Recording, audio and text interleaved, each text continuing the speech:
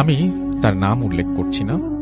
যে আমায় ঘটনাটি বলেছে আমি তার ভরসাতেই বলি, তবে হয়তো শুনতে বেশি ভালো লাগবে। তার ভাষাতেই বলি হবে, হ্যাঁ, তার ভাষাতেই বলি।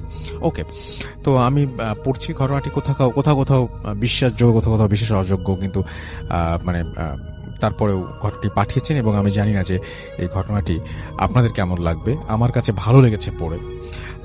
তো যেভাবে মানে লিখেছেন সেভাবেই পড়ছি। আমি তখন একটি গভর্নমেন্ট চাকরি করি। আমাকে তাই প্রতিটা দিনই ব্যস্ত রাস্তায় রিক্সা করে যাতায়াত করতে হয়। প্রতিদিনের মতো সেদিনও রিক্সায় করে যাচ্ছিলাম।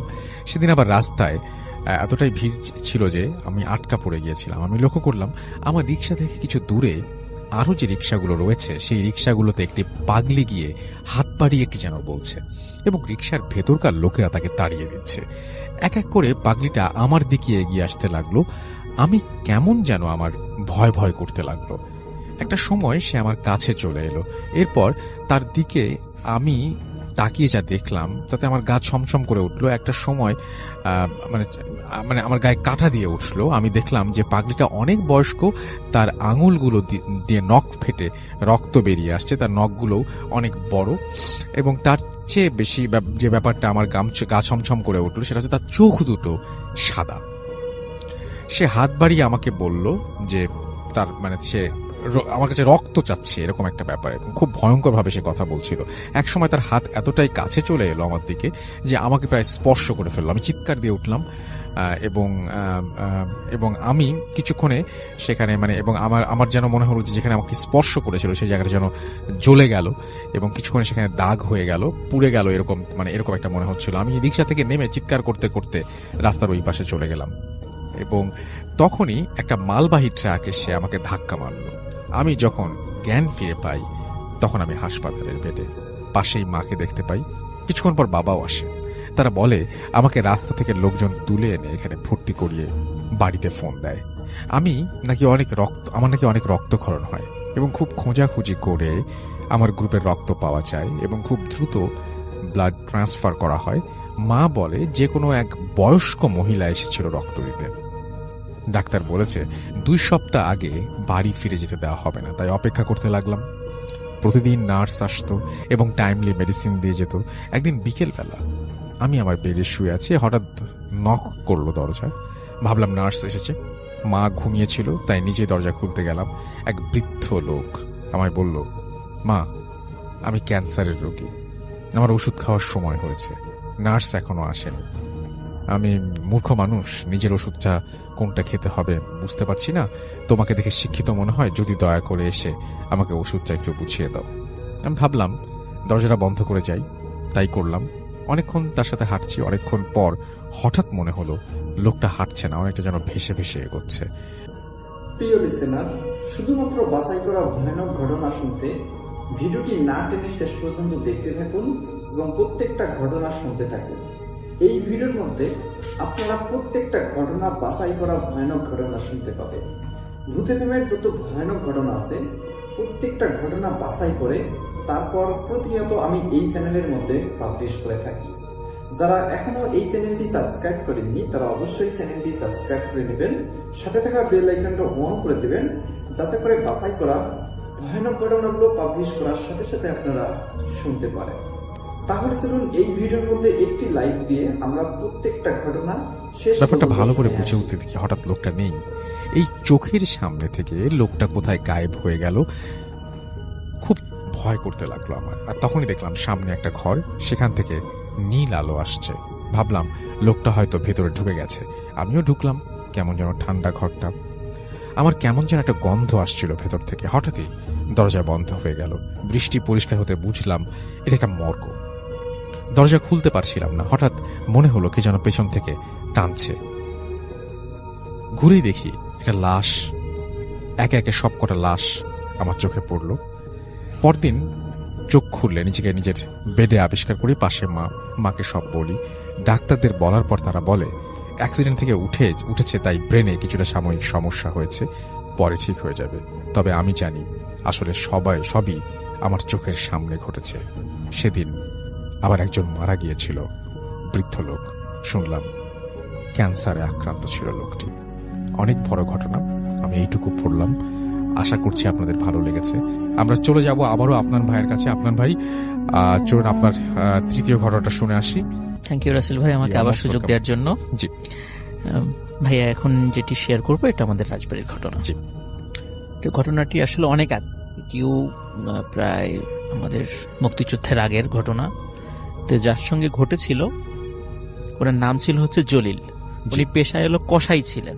আচ্ছা, মানে ওনার প্রফেশনটা ছিল কসাই। খুব বয়স খুব বেশি ছিল না, তো বয়স 20 থেকে 25-এর মধ্যে ছিল বয়স। ওনার বাড়ি ছিল রাজবাড়ির সদর থানার অধীনেই উড়াকান্দা নামক একটা জায়গা আছে। এটা একদম নদীর পাড়ে আর কি। রাজবাড়ি একদম পাশে, তো রাজবাড়িটা পদ্মা নদীর পাশে অবস্থিত, বেশ একদম নদীর কাছাকাছি ওনার বাড়ি ছিল। উনি সাধারণত সন্ধ্যার পরে সাইকেল ছিল, সাইকেল চালিয়ে বাসায় চলে যেতেন। মানে এটা ছিল তার দৈনন্দিন মানে একটা কাজ আর কি। তো একদিন উনি কোনো কারণে বেশ কিছু কাজ শেষ করতে করতে দেরি হয়ে যেত, কারণ ওনাদের কাজটা ছিল রসুল ভাই ওই পরের দিন যেই পশুগুলো জবাই করা হবে সেগুলো একটু ম্যানেজ করে তারপর যেতেন আর কি। আচ্ছা, এই জন্য আবার কখনো কখনো এটা ম্যানেজ করতে একটু দেরি হয়ে যেত। তো ওই দিন কোনো কারণে একটু দেরি হয়ে যায়, উনি সাইকেল চালায় বাসার দিকে যাচ্ছিলেন। তো বাসার দিকে যাওয়ার সময় তো আমাদের ওই ওরাকান্দার যে রাস্তাটা আছে, যারা রাজবাড়ী জেলায় থাকবেন আছেন তারা জানেন, সেখানে দাঁতশি নামক একটা জায়গা পড়ে। দাঁতশি পার হয়ে ওরাকান্দা, এর মধ্যবর্তী জায়গাটা বেশ ফাঁকা, দুপাশে একদম ফাঁকা থাকে, এখনো ফাঁকা, এখনো মানে বেশ শুনশান জায়গা ওইটা। তো উনি যখন যাচ্ছিলেন তখন চাঁদের আলো, তো হঠাৎ করে দেখলেন রাস্তার পাশে একটি বিড়াল, এবং ওই বড় বিড়ালের সাথে ছোট ছোট বাচ্চা বিড়াল, মানে ওই এটা হলো মা বিড়াল, সাথে 4-5টা তার বাচ্চা আর কি। তো রাস্তার পাশে মানে খেলা করছে আর কি। জি। আসলে উনি যেহেতু মানে অনেক সময় দেখা যাচ্ছে যে আমরা ভাইয়া যখন রাস্তাতে যাই কোনো কারণ ছাড়াই, দেখা যায় একটা কুকুর যাচ্ছে, কুকুরকে আমরা একটা ঢেল মারি, অথবা আমরা কোনো বিড়ালকে আঘাত করি। এটা কিন্তু আমাদের অনেকেরই এই বদ অভ্যাসটা আছে। উনি যখন সাইকেল চালিয়ে যাচ্ছিলেন, তো ওরার মধ্যে হঠাৎ করে একটা মানে দুষ্টু চিন্তা করল, মানে মাথায় চেপে বসে। উনি করলেন কি, সাইকেলটা হঠাৎ করে ওই যখন দেখলেন কাছাকাছি চলে আসছে, বিড়াল রাস্তা থেকে সরে না, তখন উনি ওই দুষ্টু চিন্তাটা মাথায় আসে, উনি করে কি সাইকেলটা বিড়ালের গায়ের উপর দিয়ে চালাই দেন। আচ্ছা, উনি মনে করছে এটা একটা ফান হিসাবে নিয়েছেন আর কি। মানে স্বাভাবিকভাবে আমরা পশুদেরকে আঘাত করি, উনি ওইভাবেই একটা ফান মজা হিসাবে এটা নিয়েছেন আর কি। তো উনি যখন এই কাজটি করেন, একবার পিছন দিকে তাকান, তখন দেখলেন যে ওই বড় বিড়ালটা খুব ছটফট করছে। মানে একটা পশুকে যদি জবাই করে ফেলা হয় তখন দেখা যায় যদি যেমন ছটফট করে, লাফালাফি করে, বিড়ালটা ওইভাবে ছটফট করছে। তখন উনি একটু খুশি হন যে যাক, আঘাত দিতে পারছি, ভালো, রাস্তার পাশে থাকবেই কেন, এরকম একটা ভাব আর কি ওনার। তো উনি বাড়িতে চলে যান। তো এরপর রাসেল ভাই মানে যেটা হয় আর কি, এরপরই থেকে আসলে ঘটনাটা শুরু। আচ্ছা, তবে এই বিড়ালের সাথে কি ঘটনাটা ঘটেছিল সেটা আমি একটু বলে তারপর আমি মূল ঘটনাতে যাব। ওখানকার স্থানীয় যারা লোক, যারা কৃষি কাজ করতো, যখন ভোরবেলা তারা কৃষি কাজ করার জন্য এসেছে, তখন দেখে যে একটি বিড়াল এরকম মৃত অবস্থায় পড়ে আছে, এবং 4-5টা বাচ্চা ওই বিড়ালের ডেড বডির পাশে বসে আছে। এখন যে লোকই মানে ওই বিড়ালটা রাস্তা থেকে সরাতে যায়, ওই বাচ্চাগুলো সরাতে দেয় না, মানে কিছুতেই ওখান থেকে সরাতে দেবে না। আচ্ছা, তখন মানে ওরা বাচ্চাগুলো হয়তো বুঝতে পারছে এই ডেড বডিটা নিয়ে হয়তো বা ওরা কোথাও ফেলে দেবে, কিন্তু কোনো একজন ব্যক্তি, একজন ফজরের নামাজ পড়ে যখন আসছিলেন, তখন দেখলেন এই অবস্থা, তখন বললেন যে এই বিড়ালটাকে এইভাবে ফেলে দেওয়া ঠিক হবে না, তো এটাকে আমরা দাফন করে দিই, মানে এমনি মাটিতে দাফন করে দিই। তখন উনি নামাজ পড়ে আসছিলেন, তখন অদ্ভুত ব্যাপার, উনি যখন ওই বিড়ালটার গায়ে হাত দিয়েছেন তখন বাচ্চা বিড়ালগুলো কিচ্ছু বলে নাই, এবং যখন ওই বিড়ালটাকে নিয়ে যাচ্ছিল, বাচ্চা বিড়ালগুলো পিছনে পিছনে যাচ্ছিল।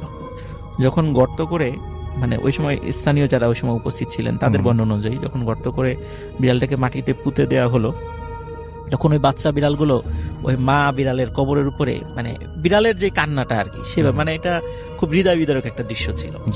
তো যাই হোক রাসেল ভাই, এরপরে কিন্তু ওই বাচ্চা বিড়াল মানে কয়েকদিন দেখা গিয়েছিল যে ওই মা বিড়ালের ওই কবরের কাছে এসে কান্নাকাটি করতে বা ওখানে, এরপর থেকে আর কখনো ওই বাচ্চা বিড়ালগুলোকে আর দেখা যায়নি। আচ্ছা, এরপরে রাসেল ভাই যেটা হয় সেটা হচ্ছে যে ওই যে জলিল যার কথা বললাম, যিনি ওই সাইকেলটা চালিয়ে দিয়েছেন, তার উপরে ওনার স্ত্রী আবার সন্তান সম্ভব ছিলেন। আচ্ছা, যখন ওনার স্ত্রী ওই সময় 8 মাসের হয়তো প্রেগনেন্সির ওই সময়টা ছিলেন, যখন 2 মাস পরে সন্তান ভূমিষ্ঠ হয়, তখন যে অদ্ভুত ব্যাপার যেটা খেয়াল করা যায় সেটা হলো ওই বাচ্চা মনে হয়েছিল যে ওই মায়ের পেটেই মানে তার মেরুদণ্ডটা মুচড়ে ভেঙে দিয়েছে। আচ্ছা। এবং মৃত অবস্থায় সন্তান প্রসব হয়। তো এটা বলে যে এইভাবে তো হওয়ার কথা না। সবাই বলে যে এতদিনের যারা ওখানে ধাত্রী যারা ছিলেন বলে যে আমরা তো কখনো এরকম দেখি নাই। তারপরে হতেই পারে, কোনো কারণে হতেই পারে, হয়তোবা উনি আঘাত পেয়েছিলেন বা পড়ে গিয়েছিলেন, বলে যে এই কারণে হয়তোবা হতে পারে। আচ্ছা। তো এখানে এই বিষয়টা সবাই মোটামুটি শুরুর দিকে স্বাভাবিকভাবে নিয়েছিলেন। আর আসলে ভাই উনি ওই যে বিড়ালের গার উপর দিয়ে চালিয়ে দিয়েছিলেন এটা কিন্তু কাউকে বলেন নাই। কারণ এটা উনি এতটাই স্বাভাবিকভাবে নিয়েছেন যে এটা কাউকে বলার উনি প্রয়োজন মনে করেন নাই। আচ্ছা। এরপর থেকে রাসেল ভাই ওনার বাসায় কিছু অদ্ভুত ঘটনা ঘটতে থাকে। সেটা হলো মানে দিনের বেলা হোক বা রাতের বেলা হোক কিছু বিড়ালের উপদ্রব শুরু হয় ওনার বাড়িতে। আচ্ছা। তো বিড়ালগুলো কিছু খায়ও না, কাউকে ক্ষতিও করে না, শুধু বাসার আশেপাশ দিয়ে ঘোরাঘুরি করে। আচ্ছা। এবং ওদের খাবার দিলেও কিছু খায় না এবং কাউকে মানে অ্যাটাকও করে না। তো ওরা এটাও বিষয়টাকে আসলে স্বাভাবিকভাবে নিয়েছে বাড়ির সদস্যরা। এটা হতেই পারে, অনেক সময় এরকম বিড়াল টিড়াল আসে। কিন্তু দেখা যাচ্ছে কিছুদিন পর মানে বিড়ালের আনাগোনাটা একটু বেশি হয়ে যাচ্ছে। প্রথম দিকে 2-3টা ছিল, পরে 4-5টা, তারপর 10টা, 12টা, 16টা, 20টা, এরকম করে আস্তে আস্তে মানে বাড়ছে। মানে বিড়ালটা এমন একটা অবস্থা যে বাড়ির চারদিকে বিড়ালগুলো থাকে কিন্তু বাড়ির কাউকে ক্ষতিও করে না। কিন্তু মানে খুবই একটা অদ্ভুত ব্যাপার যে এত বিড়াল ওই বাড়িতে কোথা থেকে আসছে। এর মধ্যে রাসেল ভাই একদিন মানে ওই জলিল যিনি, উনি রাতের বেলা, কারণ গ্রামের বাড়িগুলোতে সাধারণত ওয়াশরুমগুলো বাইরে থাকে, তো উনি রাতের বেলা ওয়াশরুমের জন্য বাইরে বের হন। সময়টা ছিল তখন শীতকাল। তো উনি হাতে একটা হারিকেন ছিল। আচ্ছা। তো হারিকেনটা নিয়ে বের হন। বের হওয়ার পর তো উনি মানে খেয়াল করছিলেন হারিকেনের আলোটার যে রেঞ্জ, যতটুকু আলো, ওই আলোটার ওই পাশে অসংখ্য বিড়ালের মতো মানে চোখ জ্বলছে। মানে দুটো চোখ আমরা দেখি রাতের বেলা কুকুর বা বিড়ালের চোখ জ্বলে, অসংখ্য এরকম চোখ চতুর্দিকে। আচ্ছা। কিন্তু আলোটার কাছে আসতে পারছে না, মানে আলোর মধ্যে আসছে না, আলোটার ওই পাশে আছে। তখন উনি চিন্তা করছেন হয়তো ভাই বিড়ালগুলো হবে, কিন্তু উনি ভয় পান ওই সময় একটু। আচ্ছা। যে এতগুলো কেন, এটা কি অন্য কিছু? তখন উনি যেটা করেন সেটা হলো যে ওয়াশরুমে যাওয়াটা একটু দেরি করে উনি হারিকেনটা নিয়েই ওই বিড়ালগুলোকে তাড়া করা শুরু করেন। আচ্ছা। তখন তাড়া করার পরে দেখে সবগুলো চলে গেছে। তখন উনি যখন আবার ওয়াশরুমে যাবেন তখন দেখেন যে আগের থেকেও দ্বিগুণ পরিমাণ বিড়াল চতুর্দিকে। আচ্ছা। তখন উনি চিন্তা করেন মনে হয় যে দিনের বেলা মানে এগুলা গিয়ে আরগুলোকে ডেকে নিয়ে আসছে, উনি এটা মনে করেন। উনি আবার সেগুলোকেও তাড়িয়ে দেন। তখন মনে হলো যেগুলো তাড়িয়েছে তার থেকেও আরো দ্বিগুণ পরিমাণ বিড়াল চলে আসছে এখানে, এবং ওই আলোর ভিতরে তার আসতে পারছে না। আচ্ছা। তখন উনি চিন্তা করেন এটা মোটেও স্বাভাবিক বিষয় নয়। তখন উনি যেটা করেন সেটা হলো যে তখন উনি ওনার ঘরের দিকে যেতে থাকেন। এর মধ্যে কি হয় রাসেল ভাই, আসলে ওই হারিকেনটাতে আবার তেল ছিল খুবই কম, এটা উনি খেয়াল করেন নাই। উনি দেখলেন যে হারিকেনের তেলটা ফুরিয়ে গেছে, যে কোনো সময় হারিকেনটা বন্ধ হয়ে যাবে। এবং উনি খেয়াল করছেন ওই আলোর রেঞ্জের মধ্যে তো আসতে পারছেন। উনি এটাও বুঝলেন যে যখনই এই আলোটা বন্ধ হয়ে যাবে তখনই এই বিড়ালগুলো আমাকে অ্যাটাক করবে। তখন উনি ঠিক ঘরের কাছাকাছি যখন আসার পরে হারিকেনটা ফেলেই এক দৌড়ে ঘরে চলে যান। তখন উনি জানালা দিয়ে দেখেন যে হাজার হাজার বিড়াল ওনার দরজার বাইরে। আচ্ছা। তখন উনি চিন্তা করেন যে এই ঘটনাগুলো কেন ঘটছে। তখন উনি পরিবারের সাথে শেয়ার করেন যে আমি তো এইরকম একটা ঘটনা ঘটেছিল, তো আমি তো বিষয়টা খুব স্বাভাবিকভাবে নিয়েছিলাম, কিন্তু এখন এই যে বাসায় যে এই পরিমাণ বিড়ালগুলো আসছে আমার মনে হয় ঘটনা। তখন উনি যেটা করেন, উনি ওই যেখানে ওই বিড়ালটাকে উনি আঘাত করেছিলেন সেখানে আশেপাশের লোকজনের কাছে জিজ্ঞাসা করেন। তখন বলে হ্যাঁ আসলে আমরাও তো এরকম একটা অদ্ভুত টাইপের বিড়ালকে কবর দিয়েছি, তো বিড়ালটা কবর দেওয়ার পর এরকম বাচ্চাগুলো আমরা দেখেছিলাম। এই ধরনের সব বিষয়গুলো উনি বর্ণনা করেন। তখন উনি বলছেন যে এটা আসলে কোনো স্বাভাবিক বিড়াল ছিল না। তখন এদিকে রাসেল ভাই ওনার যতগুলো সন্তানের পরে হয়েছিল প্রত্যেকেরই কিন্তু তারা মৃত অবস্থায় ভূমিষ্ঠ হয়েছে, এবং প্রত্যেকেরই একই রকম অবস্থা। মনে হচ্ছে ওদেরকে কেউ মানে মুচড়ে ওদের কোমরটা ভেঙে দিয়েছে। এইভাবে ওনার প্রায় 6-7টা বেবি ওনার এইভাবে মৃত অবস্থায় প্রসব হয় ওনার ওয়াইফের। তো এরপরে ভালো একজন মানে আলেমের সাথে পরামর্শ করেন, তখন বলেন যে আসলে ওই বিড়ালটা ছিল একটা মা বিড়াল, আচ্ছা, ওরা এমনিতেই চাঁদের আলোতে খেলা করছিল, তোমার উচিত হয় নাই ওর গায়ের উপর দিয়ে সাইকেলটা চালিয়ে দেয়া। তখন যেহেতু তুমি এটা অন্যায় করেছো, তো এটার পানিশমেন্ট হিসেবে এটা হচ্ছে, তো এটার সমাধান হলো যে আল্লাহর কাছে দোয়া করো, কারণ যেহেতু হত্যার বদলে হত্যা, ওরা জিনরা এটাই বিশ্বাস করে। তো আল্লাহর কাছে দোয়া করো, আল্লাহ যদি ওদের মনটা নরম করে দেয়, হয়তোবা তুমি এই জায়গা থেকে বের হয়ে আসতে পারবে। তারপর আসল ভাই একজন ভালো আলেমের সাথে পরামর্শ করার পরে উনি আবার মানে নাম বলছি না, উনি বর্তমানে ঢাকার বর্তমানে না মানে অনেক আগে ঢাকার একটা স্বনামধন্য মাদ্রাসায় মুহাদ্দিস হিসেবে কর্মরত ছিলেন। তা উনি এখন আর জীবিত নাই। তো উনি ওই জিনদেরকে ডেকেছিলেন। তখন ওরা বলেছিল যে সে যেহেতু ইচ্ছাকৃতভাবে ঘটনাটা ঘটিয়েছে, সুতরাং আমরা মানে প্রতিশোধ নেবই। তখন উনি বলেছিলেন যেহেতু একটা মানুষ, উনি অন্যায় করেছেন, ওনার অনাগত সন্তানগুলো তার কোনো অন্যায় করেনি, তো তোমরা ওনাকে ছেড়ে দাও, ওনার পাপের প্রায়শ্চিত্ত যথেষ্ট হয়েছে, ওনাকে এবার মুক্তি দাও। তখন বলেছিলেন যে আপনি যেহেতু একজন খুবই পরহেজগার ব্যক্তি, তা ও যদি ওয়াদা করে যে আর কখনো এইভাবে মানে অকারণে কোনো মানে পশুকে বা কাউকে কষ্ট দেবে না, তাহলে আমরা চিন্তা ভাবনা করে দেখতে পারি। তো ওই আলেমের রিকোয়েস্টেই পরবর্তীতে মানে ওই জিন্না তাকে ক্ষমা করে দেয় আর কি, এবং তারপর থেকে উনি স্বাভাবিকভাবেই জীবনযাপন করেন। ওনার সন্তানরা এখনো জীবিত আছে, মানে এখনো পরবর্তী যে সন্তানগুলো হয়েছিল তো তারা স্বাভাবিকভাবেই হয়েছিল। তা ওনার বংশধররা এখনো আছে আর কি, তারা ওরাকান্দায় বসবাস করে, রাজবাড়ী জেলা ওরাকান্দা নামক গ্রামে। আচ্ছা, তো এখানে রাসেল ভাই আমরা ওই যে শুরুতে যে বিষয়টা বললাম যে এই যে রাতের বেলা হোক বা দিনের বেলা হোক অকারণে বিভিন্ন প্রাণীদেরকে কষ্ট দেয়া, এটা হোক সেটা জিন না যাই হোক সেটা, কিন্তু এটা এভাবে কিন্তু আমাদের ধর্মেও কিন্তু বা হাদিসে বা এইগুলো বলা আছে যে অকারণে কোনো প্রাণীকে যেন আমরা কষ্ট না দিই। তো যে কোনো সময় এই ধরনের একটা বিপদ চলেই আসতে পারে। থ্যাংক ইউ রাসেল ভাই, থ্যাংক ইউ সো মাচ। এটা আমার মেজ ভাইয়ের কাকি শাশুড়ির মৃত্যুকে নিয়ে ঘটনা। তারা আমাদের পাশের জেলাতেই থাকেন, কারণ বশত জেলাটার নামটা বললাম না।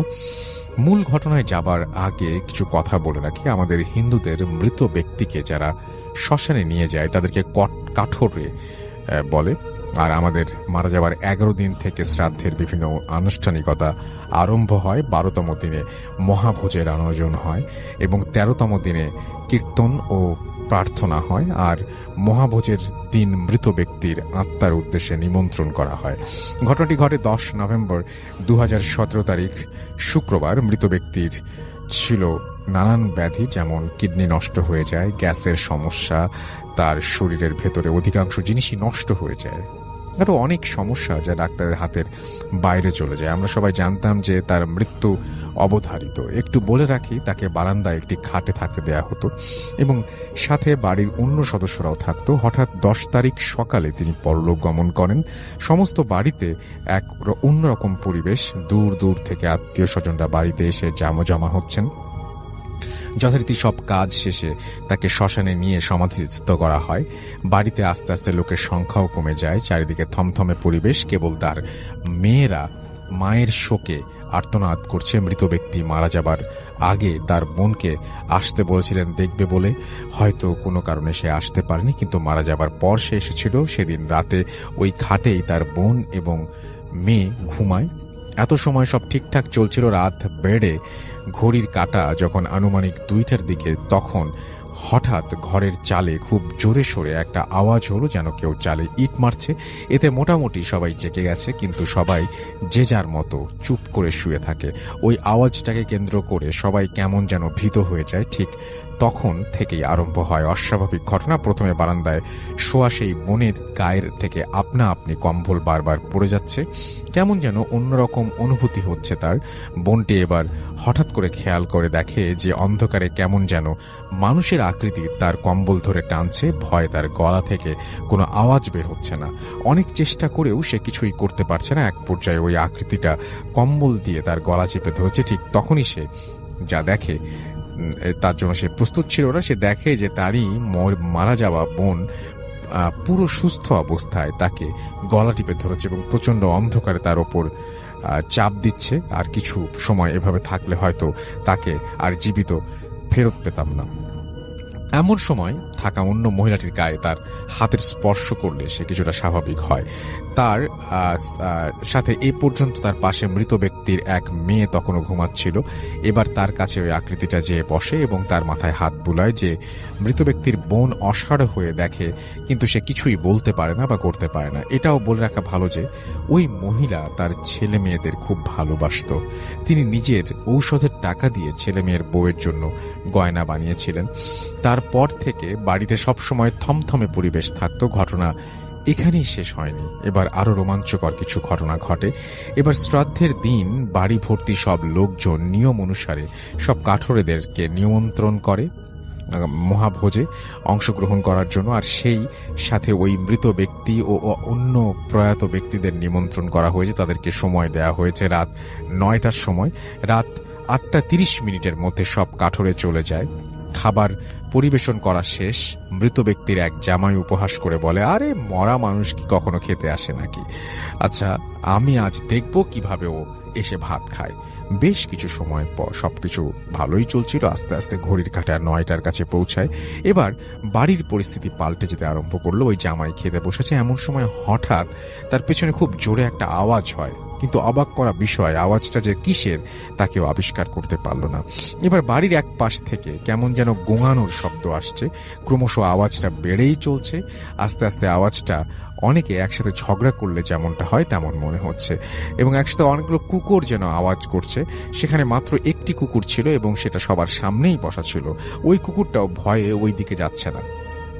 এবার রাত 9টা বাজে। সবাই খাবার দাবার খাওয়ার জন্য প্রার্থনা করে খেতে আরম্ভ করে। ঠিক তখনই সব আওয়াজ থেমে গেল।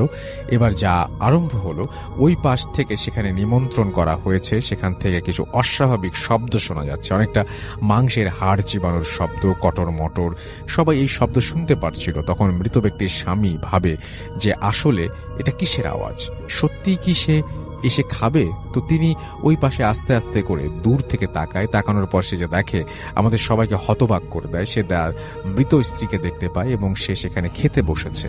সেখানে মৃত ব্যক্তিকে নিমন্ত্রণ করা হয়েছিল সেখানে, এবং এটা তিনি শুধু দেখেননি, বাড়ির অন্য লোকেরাও দেখে, এবং বাড়িতে যত লোক ছিল তারা সবাই প্রচন্ডভাবে ভয় পেয়ে যায়। এভাবে বিভিন্ন ভীতিকর পরিবেশের মধ্য দিয়ে কাটে সারা রাত। তারপর থেকে আর তেমন কিছু ঘটেনি। এখন পর্যন্ত সবই ঠিকঠাক আছে। মৃত ব্যক্তির আসার প্রমাণ পাওয়ার জন্য ওই জায়গায় পাতলা করে মাটির প্রলেপ দেওয়া হয়, যাতে কেউ আসলে তার পায়ের ছাপ পড়ে যাবে। পরের দিন সেখানে পায়ের ছাপ পাওয়া যায়, মানুষের মতো পরিপাটি হয়ে খাওয়া ও অনেক নমুনাও পাওয়া যায়। এবং আমি নিজে না থাকলে হয়তো কখনো বিশ্বাস করতাম না এটা তাদের বাড়ির মধ্যে ঘটে যাওয়া ঘটনা। এবং অনেকে বিশ্বাস করতে পারেন এবং বিশ্বাস নাও করতে পারেন, কিন্তু আমি নিজে এই ঘটনার প্রমাণ। ভালো থাকবেন। কিছুদিন আগেও আবার একটা ঘটনা ঘটেছে, সময় করে লিখে পাঠাবো। তো এই ঘটনাটি তিনি লিখেছেন, এবং থ্যাংক ইউ ভেরি মাচ আপনার ঘটনার জন্য। আপনাকে অনেক ধন্যবাদ। ঘটনাটির স্থান ফরিদপুর জেলার বোয়ালমারী উপজেলার খরসতি গ্রামে। ওই গ্রামের খুবই দরিদ্র কৃষক পরিবারের মেয়ে সখিনা। বয়স 9 থেকে 10 বছর হবে। পরিবারের মা, বাবা ও একমাত্র ছোট ভাই আব্দুর রহিমকে নিয়েই এই দারিদ্র্যের মধ্যেও ভালোই চলে যাচ্ছিল তাদের। সখিনার শখ ছিল হাঁস, মুরগি ও ছাগল পালা। হাঁস, মুরগি ও ছাগলের ঘর ছিল আলাদা আলাদা করে। প্রতিদিন সন্ধ্যায় সেগুলো গুনে গুনে ওগুলোর মধ্যে রেখে দিত। যে মুরগিগুলো সখিনার ছিল, এর মধ্যে একটা মুরগি ছিল একটু ভিন্ন রকমের, কারণ সেটি তার নিজের খোপে থাকতে পছন্দ না করে রাতের বেলা সে গাছের ডালে বসে থাকতে পছন্দ করত। এরকম অনেক মুরগি দেখা যায় যারা নিজের ঘরে না থেকে গাছের ডালে থাকে। তাই মাঝে মধ্যেই একটি লম্বা লাঠি দিয়ে সেটিকে মৃদু আঘাত করে নামিয়ে আনত সখিনা। যেহেতু মাঝে মধ্যেই এটা হতো, তাই এই কাজ করার জন্য মাঝে মাঝে সন্ধ্যার পর তার ছোট ভাই আব্দুর রহিমকে নিয়ে সেই লম্বা লাঠি ও একটি হারিকেন নিয়ে বের হতো। আশেপাশের মাঝারি সাইজের নির্দিষ্ট কয়েকটি গাছের ডালেই পাওয়া যেত সেই মুরগিটাকে। একদিন সন্ধ্যায় সখিনা দেখে তার সেই মুরগিটি এখনো ফেরেনি। তাই বিরক্ত হয়ে সেই কাজ করতে বের হয়ে যায় আব্দুর রহিমকে নিয়ে। কিন্তু সমস্যা দেখা দিল, এবার আর সেই নির্দিষ্ট গাছগুলোর ডালে মুরগিটাকে পাওয়া যাচ্ছে না। তাই খুঁজতে খুঁজতে বাসা থেকে একটু দূরে একটা গাছের ডালে মুরগিটিকে পাওয়া গেল। যথারীতি ওটাকে নামানোর জন্য লম্বা লাঠি দিয়ে খোঁচা দেবার চেষ্টা করছিল, কিন্তু আজকে আর মুরগিটিকে কোনোভাবেই নামানো যাচ্ছিল না। মুরগিটি মাঝে মাঝেই এই ডাল থেকে ওই ডাল চলে যাচ্ছিল, কিন্তু নিচে নামছে না। সখিনা এবং আব্দুর রহিম দুজনই খুব বিরক্ত। সখিনা মাঝে মাঝে বলছিল যে তোকে আর বেশি দিন বাঁচিয়ে রাখা যাবে না, তোকে বিক্রি করে দিব, না হলে জবাই করে খেয়ে ফেলবো, তুই খুব ঝামেলা করিস, এভাবে তোকে আর রাখবো না। তো এরকম সখিনা বলছিল, জোরে জোরেই বলছিল। সখিনা ও আব্দুর রহিম হঠাৎ স্পষ্ট একটি বিষয় দেখতে পায়। সখিনা ও আব্দুর রহিম দেখে যে মানুষের মতো কিছু একটা গাছের মাথা থেকে টিকটিকির মতো মাথা নিচু আর পা উঁচু গাছ বেয়ে বেয়ে নিচের দিকে নেমে আসছে, এবং খুব দ্রুত সেটা নেমে মুরগিটিকে খপ করে ধরে আবার একইভাবে গাছের মাথার উপরে উঠে মিলিয়ে গেল। ওরা মারাত্মক ভয় পেয়ে চিৎকার করতে করতে বাড়িতে ফিরে যায় আর সবাইকে বিষয়টা খুলে বলে।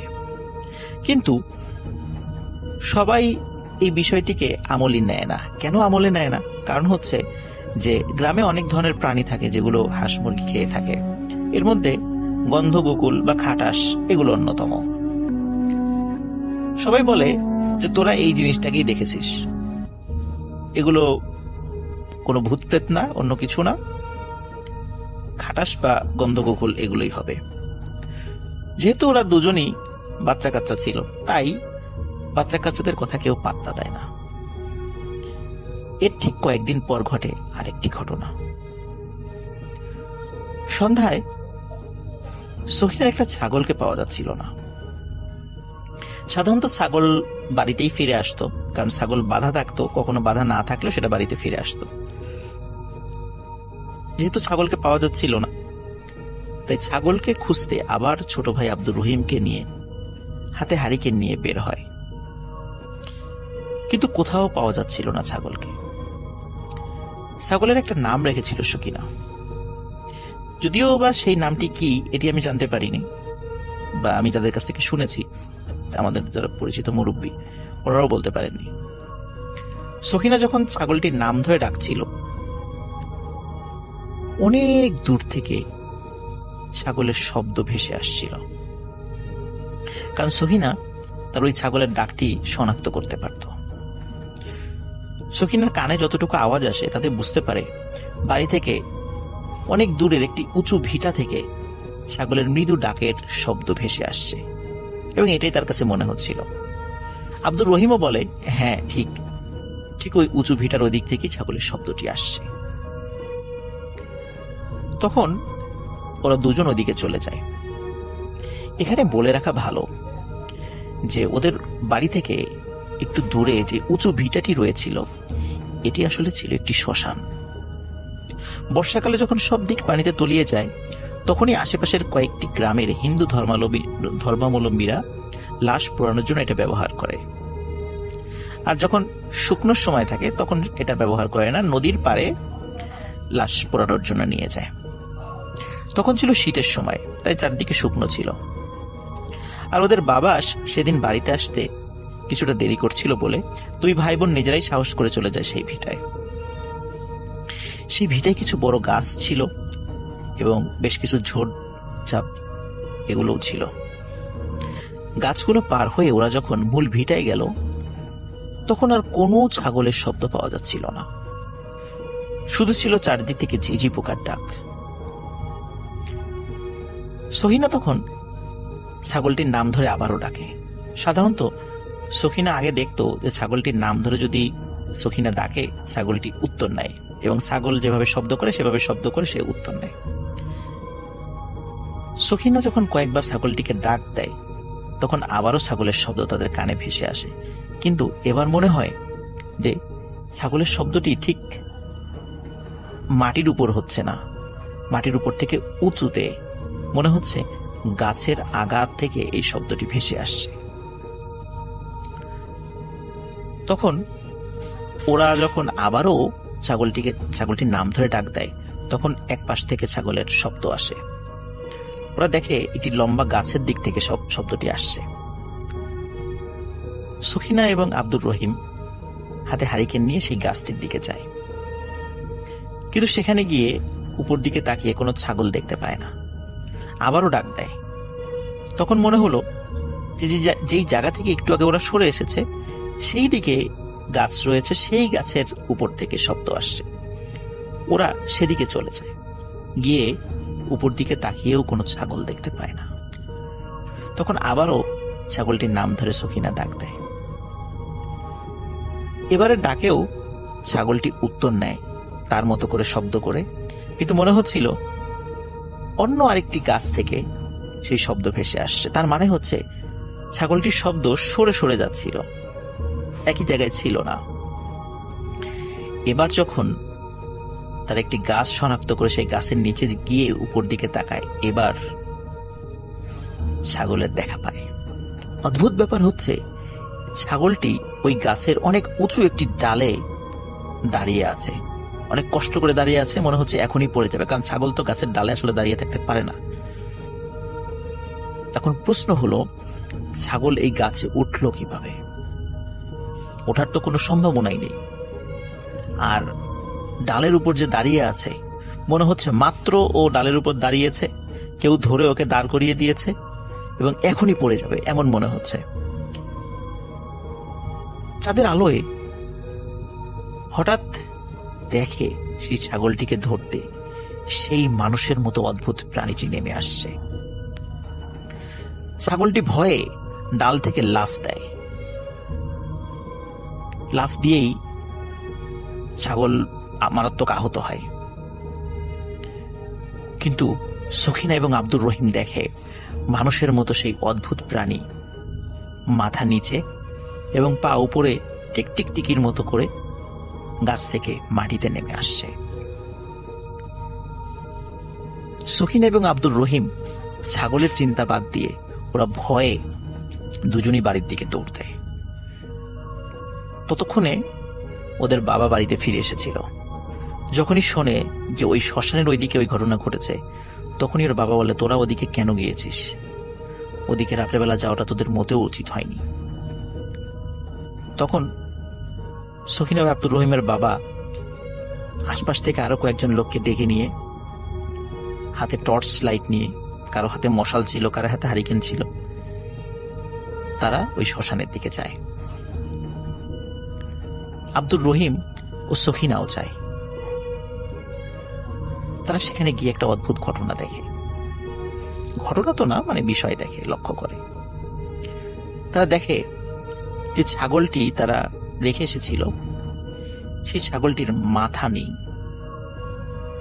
এবং মনে হচ্ছিল যে ছাগলের বুক চিরে কেউ ভিতরের হৃৎপিণ্ডটা নিয়ে গেছে। চারিদিকে রক্ত আর রক্ত। ছাগলের মাথা এবং হৃৎপিণ্ডবিহীন দেহ তারা দেখে এক একজন এক এক রকমের মন্তব্য করে। কেউ কেউ বলে এটা হচ্ছে একটা পিচাস, শুদ্ধ বাংলা যেটাকে পিশাচ বলা হয়, যে এটা কোনো পিচাসের কাজ। কেউ কেউ বলে না, ওরা বাচ্চা মানুষ, ওরা ভুল দেখেছে, এটা হয়তো বা কোনো মেছো ভাগ বা এই টাইপের কিছু হবে, এরকম কিছু না। কিন্তু গ্রামবাসী একটা বিষয় লক্ষ্য করে, সেটি হচ্ছে যে ওখানে যে পায়ের ছাপ দেখতে পায়, এই ছাপটির আসলে মানুষের মতোই পা, কিন্তু পায়ের যে ছাপটি ছিল সেটির আকার মানুষের যে স্বাভাবিক রকমের পা থাকে তার থেকে বেশ বড়। এবং অদ্ভুত ব্যাপার হচ্ছে পায়ের ছাপ যেখানে ছিল তার সামনে হাতের ছাপও ছিল। তার মানে হচ্ছে এই প্রাণীটি হাত পা উভয়কে নির্ভর করে চলাফেরা করে। এবং একটি লম্বা গাছের কাছে গিয়ে দেখে সেখানে রক্তের ছাপ রয়েছে। তার মানে হচ্ছে সত্যি কোনো প্রাণী ছাগলটির মাথা ছিঁড়ে নিয়ে এবং বুক চিরে হৃৎপিণ্ডটা বের করে নিয়ে গাছের উপরে চলে গেছে। গ্রামবাসী ফিরে এসে গ্রামের যে মেম্বার ছিলেন তাকে বিষয়টা বলে। তখন সিদ্ধান্ত হয় যে ওই শ্মশানে যে গাছগুলো আছে, ঝোড়ঝাপ আছে, সেগুলো পরিষ্কার করতে হবে।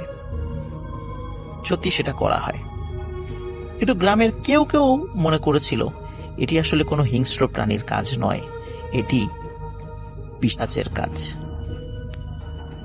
অদ্ভুত ব্যাপার হচ্ছে, গ্রামের কোনো বয়স্ক মানুষ ওই অদ্ভুত প্রাণীটিকে দেখেনি, কিন্তু সখিনা ও আব্দুর রহিমের মতো কিছু বাচ্চা কাচ্চা রাতের বেলায় অদ্ভুত প্রাণীটিকে দেখেছে। কিন্তু কোনো বড় মানুষ এটিকে দেখেনি। এটি একটি রহস্য যে এটি যদি সত্যি কোনো প্রাণী হতো তাহলে সবার চোখেই সেটা ধরা পড়ত। কেন শুধু বাচ্চা কাচ্চারাই সেটাকে দেখেছে, কেন বড়দের সামনে ধরা দেয়নি? এই রহস্যটি আজও রয়ে গেছে।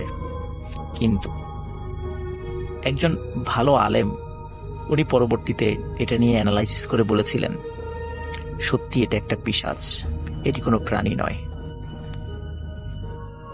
এরপরেও ওই গ্রামের বেশ কিছু হাঁস মুরগি মিসিং হয়, কিন্তু এটি আসলে কে নিয়েছে তার কোনো প্রমাণ পাওয়া যায় না। কেউ কেউ বলেছিল এটি সেই পিশাচেরই কাজ, কিন্তু আসলে কে নিয়েছে এটি কেউ জানে না। এখনো নাকি কখনো কখনো কখনো কোনো বাচ্চা কাচ্চারা সেটিকে দেখে। এটি ছিল ঘটনা। আমরা এখন আমাদের একটা চমৎকার ঘটনায় যাব। আমাদের নতুন একজন অতিথি এসছেন, তার কাছে। তারপরে তো বাবু ভাই আছেন, সুতরাং আমি এটাই বলছি যে আপনাদের অপেক্ষা করতে হবে। আজকের এই ঘটনাটি চমৎকার একটি ঘটনা, আমরা চলে যাচ্ছি। কিছু না হলেও এটা 60s এর গল্প হবে। আমার বাবা তখন ইয়েতে একটা জার্মান কোম্পানিতে কাজ করতেন, ওটার নাম ছিল হচ্ছে গিয়ে ডিম্যাগ, এবং তারা পারাদীপ পোর্ট, যেটা ইন্ডিয়ার উড়িষ্যাতে একখানা মোহনার পাশে, একদম আপনার ইয়েতে যেটা সমুদ্রের ওখানে, তারা একটা স্টিল প্ল্যান্ট ওখানে কনস্ট্রাক্ট করতে যায় আর কি। তো ফিজিবিলিটি রিপোর্ট টিপোর্ট এইসব জিনিসপত্রগুলো আমার বাবা তৈরি করছিলেন, তাই জন্য ওনার ওখানে থাকতে হতো। উনি ওখানে একটা সার্কিট হাউসে থাকতেন আর একাই থাকতেন। ওকে। তো এরকম একদিন হঠাৎ উনি ওনার যে খাস বেয়ারা থাকে তার থেকে শুনলেন যে মোহনার পাশে একটা গ্রামে নাকি খুব সুন্দর ইলিশ মাছ উঠেছে।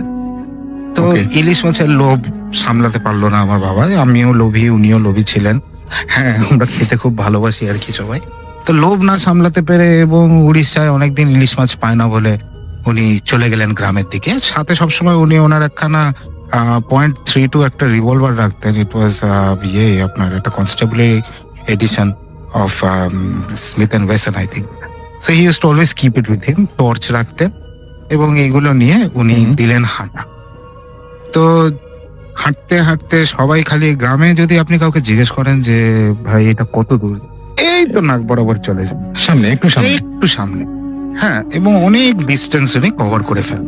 এবং অনেক ডিস্টেন্স কভার করার পরে ওই যে নুলিয়াতে যে গ্রামটা ছিল সেই গ্রামটাতে উনি চলেও যান, এবং ওইখান থেকে দুটা বিশাল বিশাল সাইজের ফ্রেশ ইলিশ মাছ একদম মোহনাতে ধরা, হ্যাঁ, নিয়ে খুব খুশি মনে উনি চলে আসছেন আর কি।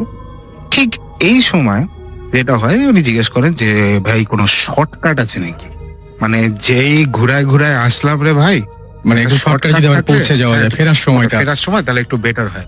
প্রায় তো এখন দুপুর হয়ে গেছে, কিছুক্ষণ পর বিকাল হবে। বলে স্যার আপনি তো শুধু শুধু এত ঘুরে ঘুরে আসছেন, এটা একটা সোজা রাস্তা আছে বিচের ওপর দিক দিয়ে। বলে ওকে ফাইন। তো আমার বাবা বিচের ওপর দিক দিয়ে দুইটা ইলিশ মাছ কাঁধে নিয়ে হাঁটতে শুরু করলেন। তো যাচ্ছে কিছুটা দূর গিয়ে হঠাৎ দেখে যে এক মহিলা বিচের ওপরে দাঁড়ানো। মহিলার পরনে কিছু নাই, লম্বা চুল, ভীষণ সুন্দরী। এবং সেই মহিলা হাতটা বার করে দিলেন সামনে এরকম করে যে আমাকে ইলিশ মাছ দে। ওকে। কিন্তু কিচ্ছু বলছেন। আমার বাবা মনে করে যে এটা নিশ্চয়ই কোনো একটা পাগলি ঠাগলি কিছু একটা হবে। এই সর এখান থেকে সর। সে সরে না, সে সাথে সাথে আসে এবং মাঝে মধ্যেই হাত বাড়ায় দিতেছে যে এই ইলিশ মাছটা তার চাই, এই ইলিশ মাছ তার চাই। এবং আমার বাবা একটু স্পিড বাড়ায় দেয়। পাগলি পেছন পেছন দেখা যাচ্ছে স্পিড শুধু বাড়াচ্ছে না, সে আরো লম্বা লম্বা স্টেপ ফেলে সামনে চলে গিয়ে আবার হাত পাতে।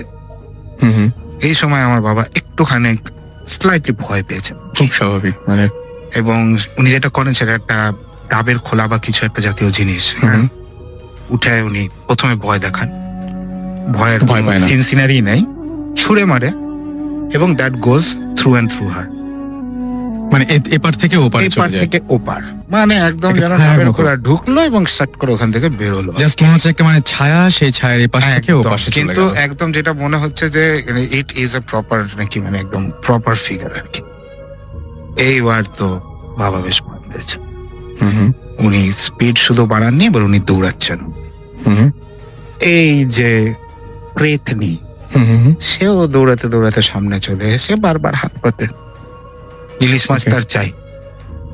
আমার বাবা এবার একটুখানি নাচর বান্ধা হয়েছে, ইলিশ মাছ আমি দিব না। সে একবার ফায়ারও করেছে, কিচ্ছু হয়নি। ওকে, সে দৌড়াচ্ছে ইলিশ মাছ নিয়ে, এবং দৌড়াতে দৌড়াতে সার্কিট হাউসের পাশে একটা বন বিবির মন্দির ছিল। বন বিবি হচ্ছে গিয়ে একটা ভিলেজ ডেটি, স্পেশালি এটা সুন্দরবনের দিকে এবং আরো যেখানে বন আছে, ইউজুয়ালি ফরেস্ট আছে, সেখানে সবাই বন বিবিকে প্রে করে আর কি। তো বন বিবির একটা মন্দির ছিল এবং ওখানে যে প্রিস্ট ছিল, সে প্রিস্টের সাথে আমার বাবার একটুখানি চেনা জানা হয়ে গেছিল। ওকে, তো সে সার্কিট হাউসের দিকে না দৌড়ে সে মন্দিরের দিকে দৌড়ানো শুরু করে, বন বিবির মন্দিরের দিকে, এবং দৌড়াতে দৌড়াতে সে চিৎকার করতে শুরু করে, প্রিস্টকে ডাকে যে এই আমার পিছনে কিছু একটা পড়েছে, হ্যাঁ আসেন, আমার পিছনে কিছু একটা পড়েছেন, বাঁচান। প্রিস্ট আবার ওখান থেকে ইনস্ট্রাকশন দেয় যে দেখেন সামনে একখানা বড় একটা গাড্ডা আছে, গাড্ডার উপর দিক দিয়ে লাফ দেবেন, আপনার কাছে কিছু কয়েন থাকলে ওটার মধ্যে ফালাই দেবেন, আচ্ছা, হ্যাঁ, দিয়ে আর তাকাবেন না ওইদিকে। প্রিয় লিসেনার, আজকের এই ইমেইল এপিসোডটি অনেক ভয়ঙ্কর হতে যাচ্ছে। লিসেনার, যারা এইরকম ঘটনা প্রতিদিন শুনতে ভালোবাসেন বা ভূত এবং ভালোবাসেন, তারা অবশ্যই এই চ্যানেলটিকে সাবস্ক্রাইব করবেন। লিসেনার, আপনারা জানেন আমরা প্রতিদিন রাত 10টায় এই চ্যানেলের মাধ্যমে ভয়ঙ্কর ইমেইল এপিসোডগুলো তুলে ধরে থাকি। লিসেনার, চলুন আমরা সরাসরি ঘটনায় যাব। আজকের এই ঘটনাটি অত্যন্ত ভয়ঙ্কর হতে যাচ্ছে। ঘটনাতে একটি লাইক দিয়ে সম্পূর্ণ ঘটনা শুরু করা যাক। চলুন চলে যাই ঘটনায়। হ্যাঁ, আপনি হাঁটা দিবেন, আমি আসতেছি। তো আমার বাবা লাভ দেয় গাড্ডার উপরে, কয়েনও ফেলে, ইলিশ মাছ ফেলে না এখনো পর্যন্ত, ইলিশ মাছ ছাড়েনি।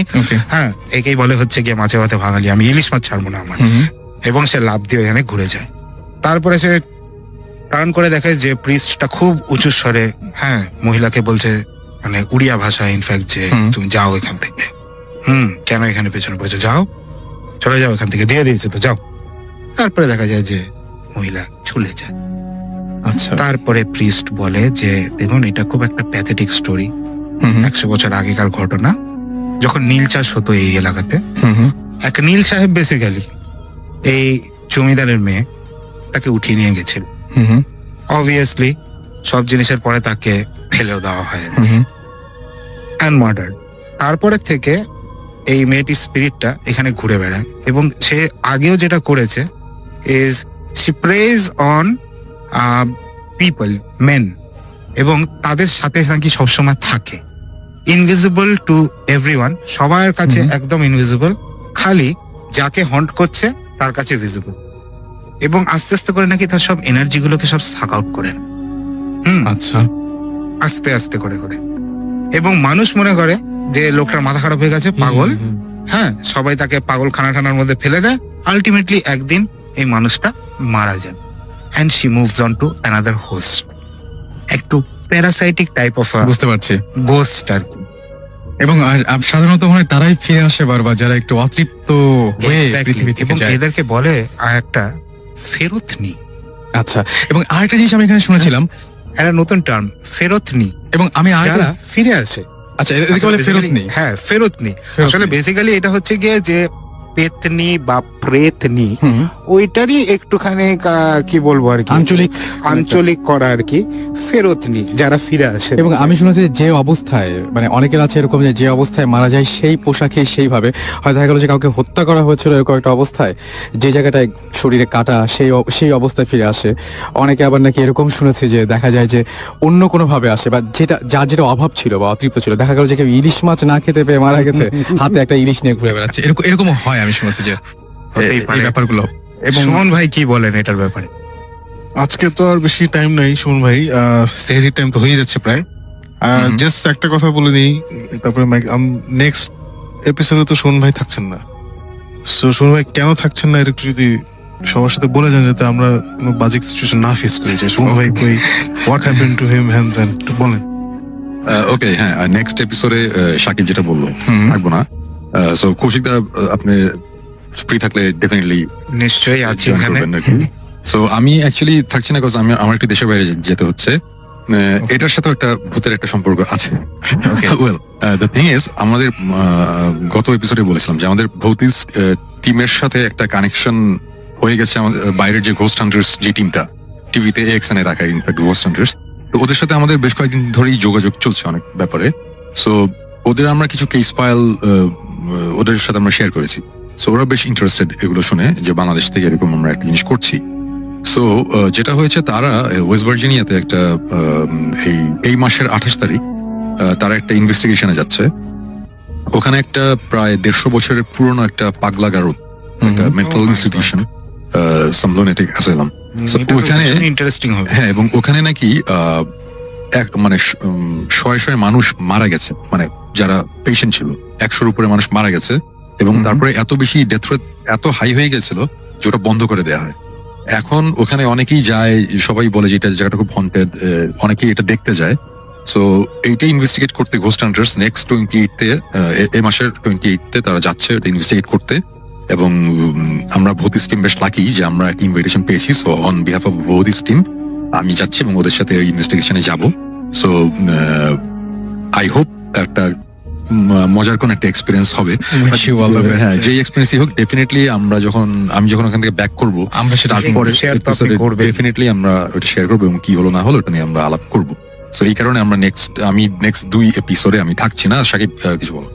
হ্যাঁ, লুনেটিক অ্যাসাইলামটা খুব ইন্টারেস্টিং আরেকটা কারণে, যে এখনকার দিনে পাগলা গারদে যারা মেন্টালি আনস্টেবল যে চিকিৎসাটা করা হয়, এটা খুবই নতুন ইন দ্য সেন্স দ্যাট গত 40-50 বছরে এই হিউম্যান ট্রিটমেন্টটা, মানে ট্রিটিং দেম অ্যাজ পিপল, পাগলদেরকে ঠিক মতো ব্যবহার করে ওদের সাথে সুন্দর করে দেখে বা যতটুকু সম্ভব, এই ইনস্টিটিউশনটা যেটা সুমন ভাই বললো 150 বছর 200 বছর পুরনো।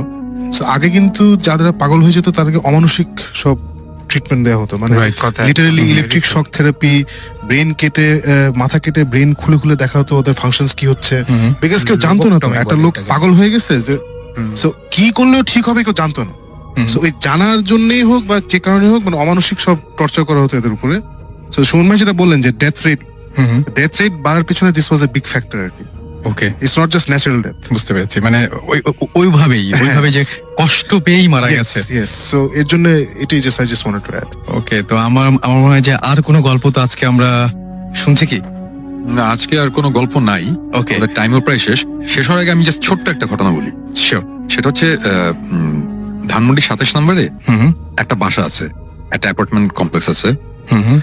নাম্বার আমি বলতে পারছি না স্বাভাবিকভাবেই, বাট আপনারা যদি কখনো ধানমন্ডি 27 নম্বর রোড দিয়ে যান রাত্রেবেলা, 2 পাশের বাসাগুলো, অ্যাপার্টমেন্ট বিল্ডিং গুলো একটু খেয়াল করবেন। ওকে, একটা অ্যাপার্টমেন্ট বিল্ডিং এ বড় জোর 6টা কি 7টা লাইট জ্বলে, 6টা কি 7টা রুমের লাইট জ্বলে অ্যাপার্টমেন্টটা অনেক বড়। ওইখানে মনে করেন যে অ্যাটলিস্ট 30টার মতন অ্যাপার্টমেন্ট রয়েছে, মানে কমপ্লেক্সটার মধ্যে। বাট আপনারা 6টা-7টার বেশি লাইট দেখবেন না সন্ধ্যার পর থেকে। রাইট, দেখবেন না। এর কারণ হচ্ছে ওই 6টা-7টা বা 10-12টা অ্যাপার্টমেন্ট ছাড়া বাকিগুলোতে কেউ থাকতে পারে না। এবং এটা কিন্তু একটা সত্যি ঘটনা, আমি নামটা বলতে পারছি না। আমরা ওখানে যেতে চেয়েছিলাম, আমাদের ঢুকতে দেওয়া হয়নি সঙ্গত কারণে, সবাই চায় না। বাট আপনারা এটা একটু খেয়াল করবেন, তাহলে আপনারা বুঝতে পারবেন। আপনারা জাস্ট 27 নম্বর রোড দিয়ে রাত্রিবেলা যাওয়ার সময় 2 সাইডে একটু খেয়াল করবেন, কয়েকদিন করলে আপনারা ডিটেক্ট করতে পারবেন এটা কোন অ্যাপার্টমেন্ট, এবং এই জিনিসটা ওখানে হয়। এটাই হচ্ছে একটা ছোট্ট গল্প। এনিওয়েজ, সো আমরা এই ছোট্ট গল্পটা দিয়ে ছোট্ট করে আজকে ইতি টানতে হচ্ছে আমাদেরকে। এবং আমার মনে হয় যে আবারও আগামী শুক্রবার আমরা ঠিক একদম, মানে কি বলবো, যে 11:59 আপনাদের সামনে হাজির হয়ে যাব। থ্যাংক ইউ কৌশিক দা আমাদেরকে চমৎকার কিছু গল্প বলার জন্য, এবং ভৌতিক টিমকে তো থ্যাংক ইউ জানাচ্ছি। আর সেই সাথে শেষ করছি, এবং শেষ করার আগে আমরা যে গানটা শুনতে চাই সেটি হচ্ছে rainbow in the dark by Dio. And আমার মনে হয় যে আজকে রাত্রেবেলা কেউ প্লিজ ভয় পেন না, আমাদের যা শুনলেন এখন একটু চেষ্টা করুন ঘুমাতে যাবার, এবং যে কোনো ধরনের যদি ঘুমাতে গিয়েও কোনো চলে যাচ্ছি আমাদের প্রথম অতিথির কাছে। ডক্টর আলিফের একটা ঘটনা শুনে আসবো আমরা, এবং শুরুই করতে চাই ডক্টর আলিফকে দিয়ে। চলুন ডক্টর আলিফের প্রথম ঘটনায় যাই। আসসালামু আলাইকুম লিসনার, আসসালামু আলাইকুম রাসেল ভাই। ওয়ালাইকুম আসসালাম। ভাইয়া, যে ঘটনাটি অনেকদিন পরে আসলাম, যে ঘটনাটা আজকে শেয়ার করব, তিনি আমার খুব ক্লোজ ছোট ভাইয়ের একটি বড় ভাই আর কি। জি। তো ঘটনাটা 81-82 দিকে, ঘটনাটা প্রায় অনেকদিন আগের কথা। অনেকদিন আগের। হ্যাঁ। তো মফস্বলে থাকতেন তিনি তখন, এখন ঢাকায় থাকেন কিন্তু তখন তিনি মফস্বলে থাকতেন। মানে আমি একজন তার সামনে বসে ঘটনাটা নেই, সে একটু গ্রামের ভাষায় কথা বলে, যেহেতু সে এখানে ডেলিভার দিতে পারবে না। আপনি বলছিলেন যে উনি খুব চমৎকার করে গুছিয়ে খুব সুন্দর করে গুছিয়ে বলে আর কি, খুব সুন্দর করে মানে বলার ডিজাইন, ঘড়ির থেকে শুরু করে পায়ের নখ পর্যন্ত খুব সুন্দর করে সে খুব সুন্দর করে বলে। তো যেটা হচ্ছিল যে উনি যখন এরকম 81-82 দিকে গ্রাম মানে মফস্বলে ছিলেন আর কি, স্কুলে পড়তেন। তো যে আমি রাসেল ভাই শুরুর দিকে আপনাকে বলেছিলাম যে যারা একটু আল্লাহর পথে মেহনত করেছেন আর কি, তিনি সেই দলের মানুষ আর কি, যে দাড়ি ওঠার পর থেকে সে কখনো শেভ করেন না আর কি, এখনো পর্যন্ত সে অবস্থা। মানে সে খুব মানে নামাজি একজন মানুষ আর কি, খুবই পায়াস একজন লোক।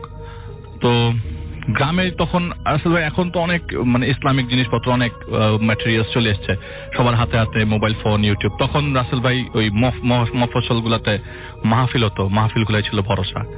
তো মাহফিলে দাওয়াত পেত, যখন লোকজন পোস্টার পেত তখন তারা এইরকম মাহফিলে মুভ করতো আর কি। তো একটা মাহফিলে একজন পীর আসবেন এরকম কিছু একটা, তো তিনি দাওয়াত পান, পোস্টারে দেখেন, তো তিনি দেখেন যে তার বাড়ি থেকে এটি প্রায় 10 মাইল দূরে মানে যে মাহফিলটা হবে। তো তিনি বিকালবেলায় রওনা দিয়ে চলে, কারণ তখন পায়ে হেঁটেই মোটামুটি যাত্রা করতে হতো আর কি, এত রিক্সাও ওই জায়গায় ছিল না। ঢাকাতেই 82 সালে রিক্সা কয়টা ছিল কে জানে, আমি তো তখন জন্ম হই নাই রাসেল ভাই, যদিও বলতে পারবো না। তো তখন মফস্বলে রিক্সা তো প্রশ্নই ওঠে না। তো তার বাড়ি থেকে প্রায় 10 মাইল দূরে দুটা বাড়ি ক্রস করে যেতে হইতো। একটা বাড়ির থেকে ডিস্টেন্স ছিল প্রায় 3.5 মাইল। তার মোটামুটি ওই বাড়িগুলোতে একটা বাড়িতে তার যাওয়া আসা প্রায় ছিল রেগুলার তার বাড়ি থেকে। তো যাই হোক, সেদিন মানে আপনার মাহফিলে চলে যায়। তো মাহফিল শুরু হয় সন্ধ্যার দিকে। আচ্ছা। তো সেটা এক্সটেন্ড করতে করতে রাত প্রায় 3টা বেজে যায়। আচ্ছা। তিনি বললেন যে আমি মাহফিলে প্যান্ডেলের নিচে বসে আছি, এমন সময় খুব ঝড়ো বাতাস, মানে বাতাসটাতে ঠান্ডা, মানে বাতাসের ঠান্ডাতেই বুঝে যাচ্ছিল যে খুব বড় একটা ঝড় আসবে এখন, যে ঝড়টা খুব ভয়ঙ্কর ঝড় হবে এরকম তার মনে হচ্ছিল, যে এখনই সেফ সাইডে চলে যাওয়া দরকার। তো চিন্তা করতে করতে ঝড় চলে এসে পুরা প্যান্ডেল সব উড়িয়ে দিল। একটা মাঠে হচ্ছিল, তো প্যান্ডেলটা উড়ে গেল। উড়ে গিয়ে সে ঠিক কিছু দূরে একটা বিল ছিল, তো বিলের পাশে আপনার এই মাহফিল হলেই দেখা যেত যে ওই মুড়ি মুরকি, তারপরে মুরালি, সব মানে খাওয়া দাওয়ার দোকানপাট বসতো আর কি টুকরিতে। তো সে কি করলো, ওই দোকান থেকে কিছু নিয়ে খেলো, কারণ ওই মাহফিলের যে সিন্নি সেটা দিতে নাকি আপনার ফজরের নামাজের আগে দিবে আর কি, এরকম কিছু একটা শোনা যায়। তো বলে যে এতক্ষণ তো ওয়েট করা যাবে না, প্লাস প্যান্ডেল উঠে গেছে, আমাকে এখন বাড়ির দিকে যেতে হবে। তো সে ডিসিশন নিয়ে ফেলায় তখন যে না, আমি হালকা কিছু খেয়ে রওনা দিয়ে দিব বাড়িতে। 10 মাইল রাস্তা রাসেল ভাই, হেঁটে যাওয়া তো মুখের কথা না, অনেকক্ষণ হেঁটে যেতে হবে। তো সে কিছু জিনিস খেয়ে দিয়ে ওই জায়গা থেকে রওনা দিয়ে দেয়, কারণ ওইখানে তার পরিচিত কেউ ছিল না। যতটুকু বয়ান সে শোনার কথা সে শুনেছে, ওখান থেকে শোনার পরে সে ঘড়িতে দেখলো 3টা 1 বাজে। তখন সিকো ঘড়ি আসছে বাংলাদেশে, মানে বাংলাদেশে না, আমি কখন আসে যাই না, তিনি বলছেন নতুন নতুন সিকো ঘড়ি তার হাতে এসছে আর কি। তো দেখে সে চাপ দিয়ে লাইট জ্বলে এরকম আর কি। তো দেখে সে বললো যে না, 3টা 1 বাজে আমি এখন রওনা দিব। তো বাড়ির দিকে রওনা দিচ্ছে সে। তো বাড়িটা যেতে গেলে তার ক্ষেতের মাঝখান দিয়ে যে আলগুলো আছে দিক দিয়ে হেঁটে যেতে হবে, কারণ যে রাস্তাটা আছে একটাই রাস্তা, মানে এছাড়া অন্য কোনো রাস্তা নাই। আচ্ছা। মাহফিলটা যে জায়গায় হচ্ছে, তো ক্ষেতের মাঝখান দিয়ে প্রায় আধা ঘন্টার বেশি সময় হাঁটার পরে তিনি একটা বাড়ি দেখতে পেলেন। তো বাতাসের তীব্রতা রাসেল ভাই খুব বেশি বেড়ে যায় ওই মুহূর্তে, প্রচন্ড বাতাস বইতে থাকে। তিনি কি করলেন, একটা বাড়ি দেখতে পেলেন। ওই বাড়িটার কাছে যাওয়ার পরে একটা ঢিবির মতো জায়গা পেলেন, এবং পাশে খড়ের যে স্তূপ, সুন্দর স্তূপ গুলা গ্রামের বাড়িতে দেখা যায়, সেই খড়ের স্তূপ পাশে দেখতে পেলেন। এমন সময় বৃষ্টি নামা শুরু হলো, গুড়ি গুড়ি থেকে প্রচন্ড জোরে বৃষ্টি, মানে মিডিয়াম, এত প্রচন্ড জোরে মানে কি, মানে এক দাঁড়াতেই সে মিনিটের মধ্যে ভিজে যেছে এরকম অবস্থা আর কি। তো সে একটা গাছের নিচে দাঁড়ালো। গাছের নিচে কিছুক্ষণ দাঁড়াতেই রাসেল ভাই বিদ্যুৎ চমকাচ্ছে। এমন সময় তার চোখটা পেছনের দিকে, মানে সে পেছনে ফেরার পরপরই দেখলো যে বিদ্যুৎ চমকাচ্ছে, আর তিনি একটা লোককে খুব পরিষ্কার ভাবে দেখতে পাচ্ছে ঠিক পেছনে, তার থেকে 20 ফিট দূরে হবে, হাইয়েস্ট 20 ফিট দূরে হবে। তো তিনি জিজ্ঞেস করলো যে এই বাড়িটা কোনটা, মানে এর আগেও তো তিনি এই জায়গা দিয়ে পাস করেছে, যে এই বাড়িটা তিনি আগে দেখেন নাই। তো জিজ্ঞেস করলেন যে এই বাড়িটা আসলে কোন বাড়ি। 1 বার 2 বার জিজ্ঞেস করলো, কিন্তু ওই লোকটা কোনো অ্যান্সারও নাই, ওই জায়গা থেকে সে নড়ছেও না। এমন ভাবে দাঁড়িয়ে আছে মনে হচ্ছে যে ওখানে যদি কেউ ধাক্কা দিয়েও ফেলে দেয় উনি ওই জায়গায় পড়ে থাকবে, মানে কোনো কথা বলবে এরকম।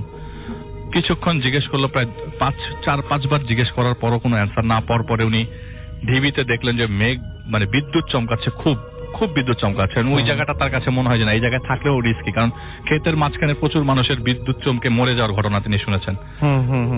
তো বললেন যে না, আমি এখন এই জায়গাতে নিজে নিজে চিন্তা করলেন এই জায়গায় না বাড়ির ভিতরে ঢুকে একটা আশ্রয় তো পাবো, কারণ এখন রাত্রে 3:35 উপরে বাজে, 3:30 উপরে বাজে, এত রাতে আমি কি করব। উনি চিন্তা করলেন যে ঘরের ভিতরে ওই বাড়ির ভিতরে ঢুকে যাবে। তো গাছপালা ক্রস করে, একটা আমড়া গাছ ছিল নাকি, একটা আম গাছ ক্রস করে বাড়ির ভিতরে ঢুকে যায়।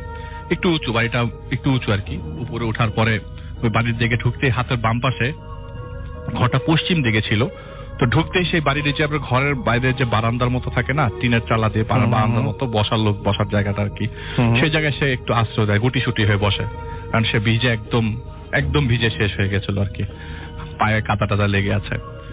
তো কিছুক্ষণ থাকার পর তিনি খুব ভয়ে ভয়ে ছিল। রাসেল ভাই আপনাকে বলি, আসলে লোকটা খুব সাহসী ছিল, মানে ওই এলাকার মধ্যে তিনি অনেক সাহসী ছিল। যে কোনো কাজ, যে কোনো কিছু কেউ জিজ্ঞেস করার আগে বা কেউ হুকুম দেওয়ার সাথে সাথে সে করে দিত কাজটা।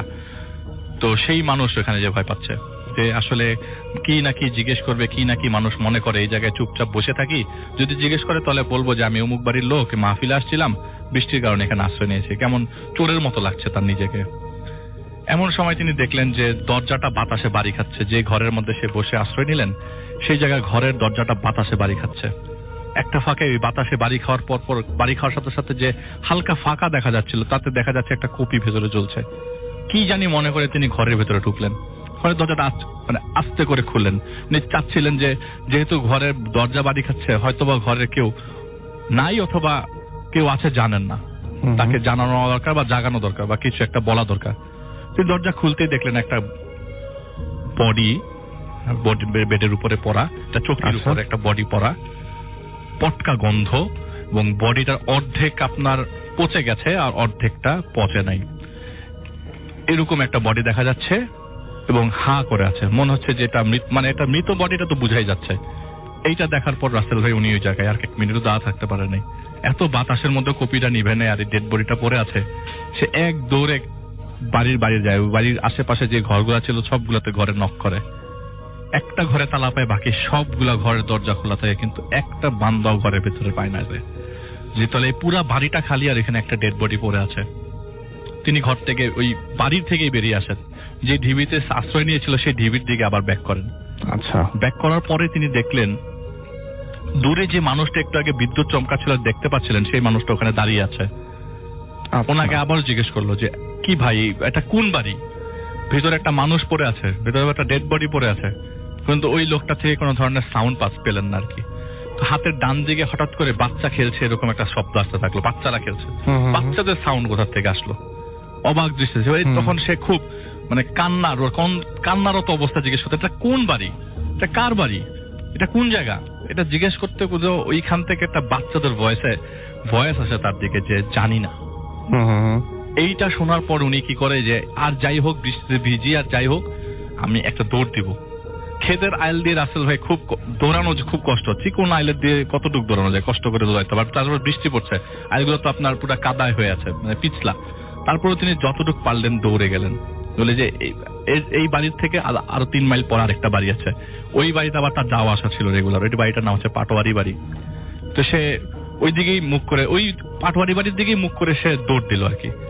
প্রায় মনে হচ্ছিল যে 1 মাইল দূর আমি হেঁটে ফেলেছি, মানে দৌড়ালাম, এখন হাঁটা শুরু করলাম, পিছনে বাড়িটা রেখে আসছি। আমি দেখলাম সামনে এই বাড়িটা পাটোয়ারি বাড়ি, আমি চিনে গেছি। মানে সে বলছে যে আমি অনেক দূর সামনে চলে আসছি, এখন আর আমার কোনো রিস্ক নাই। আমি দৌড়াই গিয়া ওই পাটোয়ারি বাড়িতে এক পরিচিত লোক ছিল আর কি, সেই পরিচিত লোকের সাথে দেখা করবে, ঘরে ঢুকবে। তো সে বাড়ির ভিতরে ঢোকার পরে সেই স্ট্রাকচার রাসেল ভাই, একটু আগে যে বাড়িতে সে ঢুকেছিল একই স্ট্রাকচার, সেম স্ট্রাকচার। সে ঘুরে ওই জায়গায় আবার আসছে, আসার পরে সে সেই ঘরটাতেই ঢুকলো, মানে সেই ঘরের সামনেই আসলো যে ঘরের সামনে একটু আগে সে আশ্রয় নিয়েছিল। চলে আরে হায় হায়, আমি তো এত দূর দৌড়ে আসলাম, আমি কি আবারও একই জায়গায় আসলাম? এটা কিভাবে সম্ভব? আমি তো ওই বাড়ি রেখে সামনের দিকে দৌড় দিছি, আমি আবার এখানে কিভাবে আসলাম? তার কাছে খুব অবাক লাগতে থাকলো, এবং সবচেয়ে বেশি অবাক লাগার সাথে সাথে সে এত দোয়া পড়ছে, এত সূরা পড়ছে, কিন্তু কোনো কিছুতেই তার এই ভয়টা যাচ্ছে না, কোনো কিছুতেই কোনো কিছু চেঞ্জ হচ্ছে না। এমন হতে পারতো দোয়া পড়ছে, সে অজ্ঞান হয়ে গেল। এমন হতে পারতো কোনো বিপদ আসছিল, সরে যাচ্ছে বা কিছু। তার কাছে কোনো বিপদও আসছে না, কিন্তু এমন অবস্থা যে তিনি এটা থেকে মানে মুভও করতে পারছে না, সরতেও পারছে না। সেই ঘরের মধ্যে আবার ঢুকলো, সে চেক করার জন্য ঢুকলো যে এটা কি সেই একই ঘর কিনা। সে ঘরে ঢুকলো, দেখলো যে এবার সেই ডেড বডিটাই মানে চৌকির উপর পড়ে আছে, কিন্তু পুরো ডেড বডিটা কাফনের কাপড়ে মুড়ানো, আর যে বডিটার মাথাটা খালি বের হয়ে আছে, কাফনের মানে লাশের মতো দেখা যাচ্ছে, খালি মাথাটা বের হয়ে আছে। আর ওই কপির আলোতে দেখা গেল যে লোকটার চোখ বন্ধ, কিন্তু উনি বিড় করে একটা কথা বলছে। কথাটা এরকম যে, ভাই আমাকে একটু কবরটা দিয়ে যান, আমার এখানে খুব খারাপ লাগছে, আপনি কবর না দিয়ে যায় না। এই কথাটা শোনার পর উনি ওই জায়গা থেকে একদম হুড়মুড় করে বের হয়ে যায়। এই হুড়মুড় করে বেরোতে তার বের হওয়ার পর তিনি 2-3 বার কাদায় পিছলিয়ে পড়েন। সে আবার সেই ঢিবির কাছে যান, সেই ঢিবির কাছে যে একই জায়গায় একই বাড়িতে আবার ফেরত এসছে, এবং সেই যে বিদ্যুৎ চমকাচ্ছে, রাসেল ভাই আমি আপনাকে বলি, সেই লোকটা আবার ওই জায়গায় দাঁড়িয়ে, সে ওই অবস্থায় দাঁড়িয়ে আছে যেই জায়গায় যে অবস্থায় ছিল। এই অন্ধকারের ভিতরে, এই বৃষ্টিচ্ছন্ন দিনে, মানে রাতের বেলা তার এই জিনিসগুলো সে ফেস করছে। এমন সময় লোকটাকে জিজ্ঞেস করলো, আমি কোন বাড়িতে আসছি, আমি কিভাবে মুক্তি পাবো, কিছু একটা বলেন, আপনি তো কিছু বলতেছেন না। তখন ওই লোকটা বললো যে আপনি কবর দেওয়া ছাড়া যেতে পারবেন না বাড়ি থেকে, কবরটা দিয়ে তারপরে চলে যান। তারপরে সে ঘরে গেল। ওই ডেড বডিটা, তখন আমি একটু জিনিস স্কিপ করে গেছি, ওই ডেড বডিটা তখন বলেছিল যে কবরটা দিবেন আপনি আমার ঘরের পেছনে, একটা লাঙ্গল রাখা আছে, সেই লাঙ্গলের সাথে একটা কোদাল বাঁধা আছে, কোনো মতে আমাকে মাটিটা দিয়ে যান। এটা সে বারবার বিড় করে বলছিল, কোনো মতে আমাকে মাটি দিয়ে যান। তো উনি বললো যে এই বৃষ্টির মধ্যে আমি কবর কিভাবে খুঁড়বো। তো যখন তিনি ঘরের পেছনে কবর খুঁড়তে গেল, বলে যে আমি কোনো মতে সাহস নিয়ে কবর খুঁড়ছি, এবং কবরটা অটোমেটিক খুব সুন্দর করে মাটি উঠে আসতেছে, এবং যে মাটিগুলা পড়তেছে এখানে পানি পর্যন্ত জমতেছে না, এত সুন্দর করে হচ্ছে। গাছের নিচে কবর। আমি মোটামুটি কোনো মতে কবরটা খুঁড়ে ওনাকে হাতে নিই, ডেড বডিটা হাতে নেই। এত হালকা ডেড বডি আমি কখনো, মানে আমি কিভাবে ধরতেছি আমি নিজেও জানি না। একটু আগে দেখলাম এই ডেড বডির উপরে কোনো কাপড় নাই, এখন দেখলাম এটা কাফনের কাপড় চলে আসছে। আমি গিয়ে কোনো মতে ডেড বডিটাকে কবরের ভিতরে কবরস্থ করি, কোনো মতে মাটি চাপাতে আমি বের হয়ে এসে ক্ষেতের মাঝখানে পড়ে যাওয়ার পর আমার আর কিছু মনে নাই। এতটুকু আমার মনে আছে। সকালবেলা যখন ঘুম থেকে ঘুম ভাঙে, কয়টা বাজে সেটা আমি খেয়াল করি নাই। ওই তো ওই ক্ষেতের মাঝখানে গত রাতের বৃষ্টির কারণে ক্ষেতের মধ্যে প্রচুর পানি জমেছিল রাসেল ভাই। তো পানিগুলো আপনার যাদের ক্ষেত তারা মনে হয় পানিটা বের করছে আর কি, আইলের পাশ দিয়ে মাঝখান দিয়ে ক্যানেল করা, তো ওই পানিগুলা বের করছে। পানি বের করার জন্য আস্তে করে মাটি কেটে দিচ্ছে যাতে পানিটা বের হয়ে যায়। তো ওই একটা লোক বলছে, কি ব্যাপার ভাই, রাত্রেবেলা কি মট্টত খাইছিলেন কিনা যে আপনি এরকম ভাবে পড়েছিলেন। তো সে কোনো মতে উঠে মাথা ঘোরাতে থাকে, তার শরীর প্রচন্ড জ্বর এসে যায়। সে জিজ্ঞেস করতে থাকে এখানে যে বাড়িটা ছিল, বাড়িটা কই। উনি ওই বাড়ির থেকে কাছেই একটা ক্ষেতের মাঝখানে অজ্ঞান হয়ে পড়ে। বলে যে কোন বাড়ি, এখানে তো কোনো বাড়ি নেই। মানে বলে যে তাহলে পাটোয়ারি বাড়িটা কত দূরে। বলে পাটোয়ারি বাড়ি থেকে প্রায় 2.5 মাইল দূরে। তিনি যেখানে আছে সেখান থেকে 2.5 মাইল দূরে যে বাড়িটার কথা তিনি বলছিলেন, যে বাড়িটার উদ্দেশ্যে তিনি রাতে রওনা দিয়েছিলেন। সে যে আবার ব্যাক করবে, যে আমি কবরটা দিল, ওখানে খালি ক্ষেত আর ক্ষেত, অনেক ক্ষেত, ধানের ক্ষেত। উনি বললো যে তাহলে আমি রাত্রেবেলা কোন বাড়িতে ঢুকলাম। এরপর থেকে তিনি কখনো রাসেল ভাই রাত্রেবেলা মাহফিলে মুভ করতেন না। কিন্তু উনি যেটা বললো যে আমার কাছে যেটা মনে হচ্ছে যে ওই যে ডেড বডিটা পড়েছিল, আমার কাছে মনে হচ্ছে যে লোকটাকে আমি বারবার বিদ্যুৎ চমকানো অবস্থায় দেখেছি, এটা সেই লোকটারই হয়তো বা ডেড বডি। হয়তো উনি চেয়েছেন যে আমার এখানে কবর হওয়া দরকার, কিন্তু কবর হয়েছে যে কবরটা কোথায়। আমি তো সারাটা বাড়ি, মানে ওই জায়গায় দেখলাম যেখানে নিশ্চিন্ন কোনো বাড়ি ঘর কিচ্ছু নেই। ওই পাটোয়ারি বাড়ি ঠিকই আমি বাড়িতে যাওয়ার পর পেয়েছি, আমাকে একটা লোক এগিয়ে দিয়েছে, পাটোয়ারি বাড়ি আমি ঠিকই পেয়েছি রাসেল ভাই। কিন্তু যে বাড়িতে তার এত রাতের বেলা ওই দিন রাতে এত বড় ইনসিডেন্ট ঘটলো, সেই বাড়িটা আর সেখানে নাই। এটাই ছিল রাসেল ভাই ঘটনা। চমৎকার, থ্যাংক ইউ ভেরি মাচ। তো আমরা চলে যাচ্ছি আমাদের পরের অতিথির কাছে। আপনার নামটা প্লিজ একটু বলবেন এবং তারপরে আপনার ঘটনা শুনবো আমরা। আসসালামু আলাইকুম ভাইয়া, আমার নাম মাহমুদ শোয়েব, আমি বগুড়ার এয়ারপোর্ট এলাকা থেকে বলছি। এটা আপনার কাছে পাঠানো আমার 25তম এপিসোড। ভাইয়া, আপনি আমার কোনো ঘটনায় আলহামদুলিল্লাহ মানে অগ্রহণযোগ্য করেননি। কেননা আমি বলে রাখি, আমি যে ঘটনাগুলো পাঠাই ভাইয়া, এগুলো আমার মানে নিজের ঘটনা না, বা কারো পাঠানো কোনো অ্যাপসের হেল্প না। আমাকে যারা ঘটনা দেয় তারা সবাই জানে যে ভূত.com-এ শোয়েব ভাইয়া যায়, তার এমডি শোয়েব ফেসবুক আইডিতে আমার অনেকে বিভিন্ন এলাকা থেকে আমাকে ঘটনা পাঠায়। তার মধ্যে থেকে সেই ঘটনাগুলো ভালো লাগে আমার, সেই ঘটনাগুলো আমি নিজে পড়ি পড়ে সেই ঘটনা তাদের মতো করে বলে থাকি। তো রাসেল ভাইয়া তারই ব্যতিক্রম না, আজকেও একজন আমাদেরকে ঘটনা পাঠিয়েছে। সেই ঘটনাটি আমি বলতে যাচ্ছি যে এই ঘটনাটি আমাকে পাঠিয়েছে প্রবাসী থেকে মালয়েশিয়ার একটা প্রবাসী ভাই, এর নাম রাফি ভাইয়া। তিনি বলেছেন যে আসসালামু আলাইকুম ভাইয়া, প্রথমে আমার সালাম নেবেন। আমি জানি আপনি আজ রাসেল ভাইয়ার কাছে ঘটনা বলেন। তো শরীফ ভাইয়া, যদি সময় হয় তাহলে আমার এই ঘটনাটি প্লিজ একটু ভূতে ফেমে শেয়ার করবেন। তো তারপরে তিনি ঘটনা লিখেছেন আমি একজন মালয়েশিয়া প্রবাসী। আমি একজন মানে মেকানিক্যালি কাজ করি। এখানে এসি নষ্ট হয়ে যাওয়া সেটা ঠিক করা বা নতুন নতুন এসির পিছনে বাসায় গিয়ে আমার কাজ করতে হয়। তো আমি মালয়েশিয়াতে বর্তমানে সারাদিন এইরকম কাজ করে, সারাদিন ঘেমে গরমে যখন বাসায় ফিরি, আমি যে বাসায় থাকি এটা হচ্ছে ছোট্ট একটা বাসা। এই বাসায় আমি একাই থাকি। তো এই বাসা যখন আমি ভাড়া নিয়েছিলাম তখন বাড়িওয়ালা আমাকে এই বাড়ির সম্পর্কে কিছু সতর্কতা দিয়েছিল। সতর্কতা বলতে তিনি লিখেছেন যে এই বাড়ির পিছন দিকে রাত 12টার পরে কখনো যাবে না এবং রাতে দেরি করে বাড়িতে ফিরবে না। হুটহাট কোনো বন্ধু বান্ধব বা অন্য কোনো মানুষ এই বাড়িতে আনা যাবে না। তো একদিন রাতের বেলা 12টার দিকে আমি বাসায় কথা বলছিলাম। তো বাসায় কথা বলতে বলতে নেটওয়ার্কের প্রবলেমের কারণে আমি একটু গেট থেকে বের হই। আমি যে রুমে থাকি এই রুম থেকে বের হয়ে কথা বলতে বলতে আমার মানে ওগুলো কিছু মনে ছিল না। মানে বাসাওয়ালা যে কথাগুলো আমাকে বিধিনিষেধ দিয়েছেন ওগুলো আমার মনে ছিল না। তো আমি আম্মুর সাথে কথা বলতে বলতে আমি একটা গাছের নিচে যাই এবং কিছুক্ষণ পরেই আমার মনে হয় যে কেউ একজন খসখস খসখস করছেন। আর সাথে সাথে আমার সব কথা মনে পড়ে যায়। একটু পরে আমি যখন ভাবলাম আমি এত রাতে গাছের নিচে চলে এসেছি, তা আম্মুকে বললাম, আম্মু তুমি একটু লাইনে থাকো, আমি রুমে যাই। যখনই রুমে যাব তার মধ্যে গাছের পিছন থেকে একটা অবয়ব মেয়েলি কণ্ঠে কান্না করছে, গভীরভাবে কাঁদছে। তো আমি এই পরিস্থিতি দেখার পরে একদম হতভাগ হয়ে যাই এবং আমার শরীরের সকল লোম দাঁড়িয়ে যায়। সাথে সাথে ভয়ে আমার হাত পা লিটারালি কাঁপছে। রাসেল ভাইয়া, তখন আমি ওখান থেকে দৌড়ে আমার রুমে চলে যাই এবং সারা রাত আমি এই বিষয়টি ভাবতেছিলাম। রুমে ঢোকার পরে আমি যখন গেটের দরজা লাগাই দেই তখন একজন আমার দরজার ওই পাশ থেকে বড় বড় নখ দিয়ে দরজায় কড়া নড়ছে, মানে আঁচড়াচ্ছে এরকম একটি টাইপ।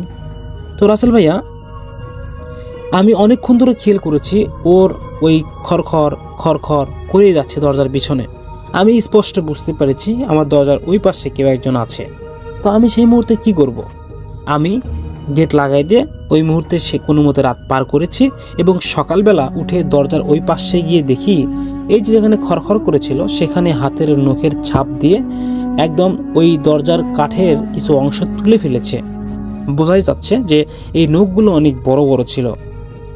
তো আমি কাজে গিয়ে এই বিষয়টি রফিক চাচার সাথে শেয়ার করলাম যে চাচা, আমি যে বাসাটায় থাকি এই বাসাটায় হঠাৎ করে আমার সাথে এরকম একটি ঘটনা ঘটলো। আমি আম্মুর সাথে কথা বলছিলাম, কথা বলতে বলতে আমি বাইরে গেলাম। যাওয়ার পরে হঠাৎ করে চাচা একটা মেয়ে একটা গাছের পিছন থেকে অনেক জোরে জোরে কান্না করছিল ফুপিয়ে ফুপিয়ে। আমি না চাচা তারপরে আমি রুমে দৌড়ে আসি এবং সেই মেয়েটাও আমার বাসার দরজায় এসে এরকম আঁচড়ের দাগ দিয়েছে, সেগুলো আমার দরজাতে এখনও লেগে আছে। তখন রফিক চাচা বলল, জি হ্যাঁ, আমিও গত 3 বছর আগে ওই বাসায় থেকেছি।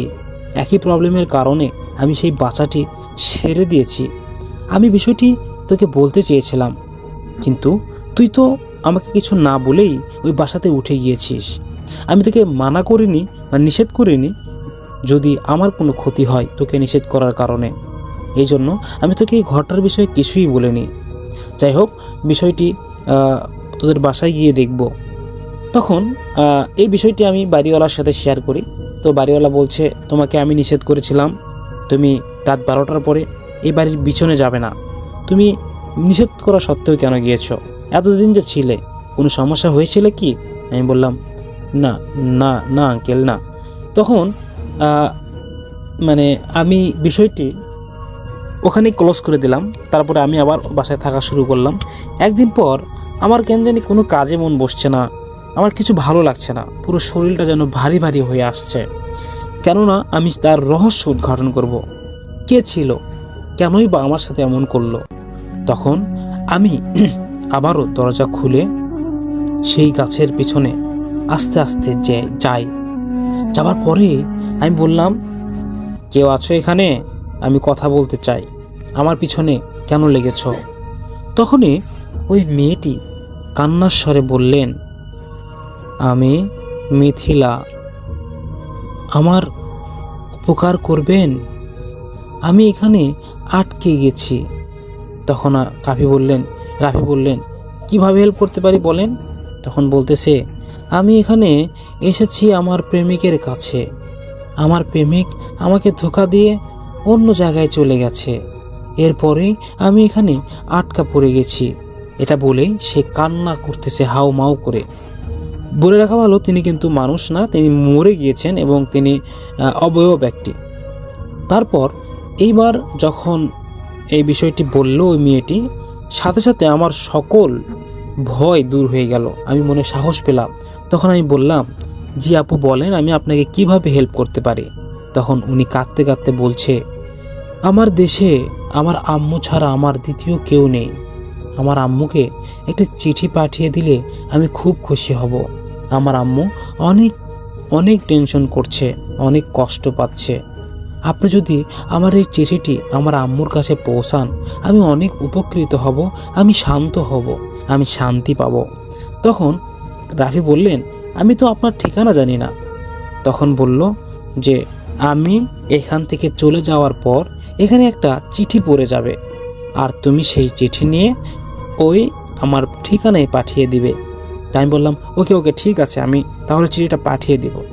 তো আস্তে আস্তে ওই মেয়েটি কুয়াশার মধ্যে মিলিয়ে যায়, তারপরে ওখানে একটা চিঠি পড়ে যায়। এই চিঠিটা তুলে আমি দেখলাম যে এই চিঠির উপরে তার মায়ের নাম লেখা এবং অ্যাড্রেস পুরোটাই লেখা। এই চিঠিটা ছিল তার মাকে কেন্দ্র করেই। তো চিঠিটা আমি পড়িনি, তারপরে আমি চিঠিটা সরাসরি তার ঠিকানায় পাঠিয়ে দিয়েছি। এরপর থেকে আজ পর্যন্ত আমার কোনো প্রবলেম হয়নি, আমি আলহামদুলিল্লাহ ভালো আছি, এবং ওই আত্মা বা অবয়বটা আমাকে আর কোনোদিন ডিস্টার্বও করেনি। তো সাহেব ভাইয়া, এই ছিল আমার ঘটনা। যদি ভালো হয় তাহলে অবশ্যই ভূত এফএম প্রচার করবেন। আমার খুব ইচ্ছা আমার ঘটনাটি কেউ প্রচার করুক।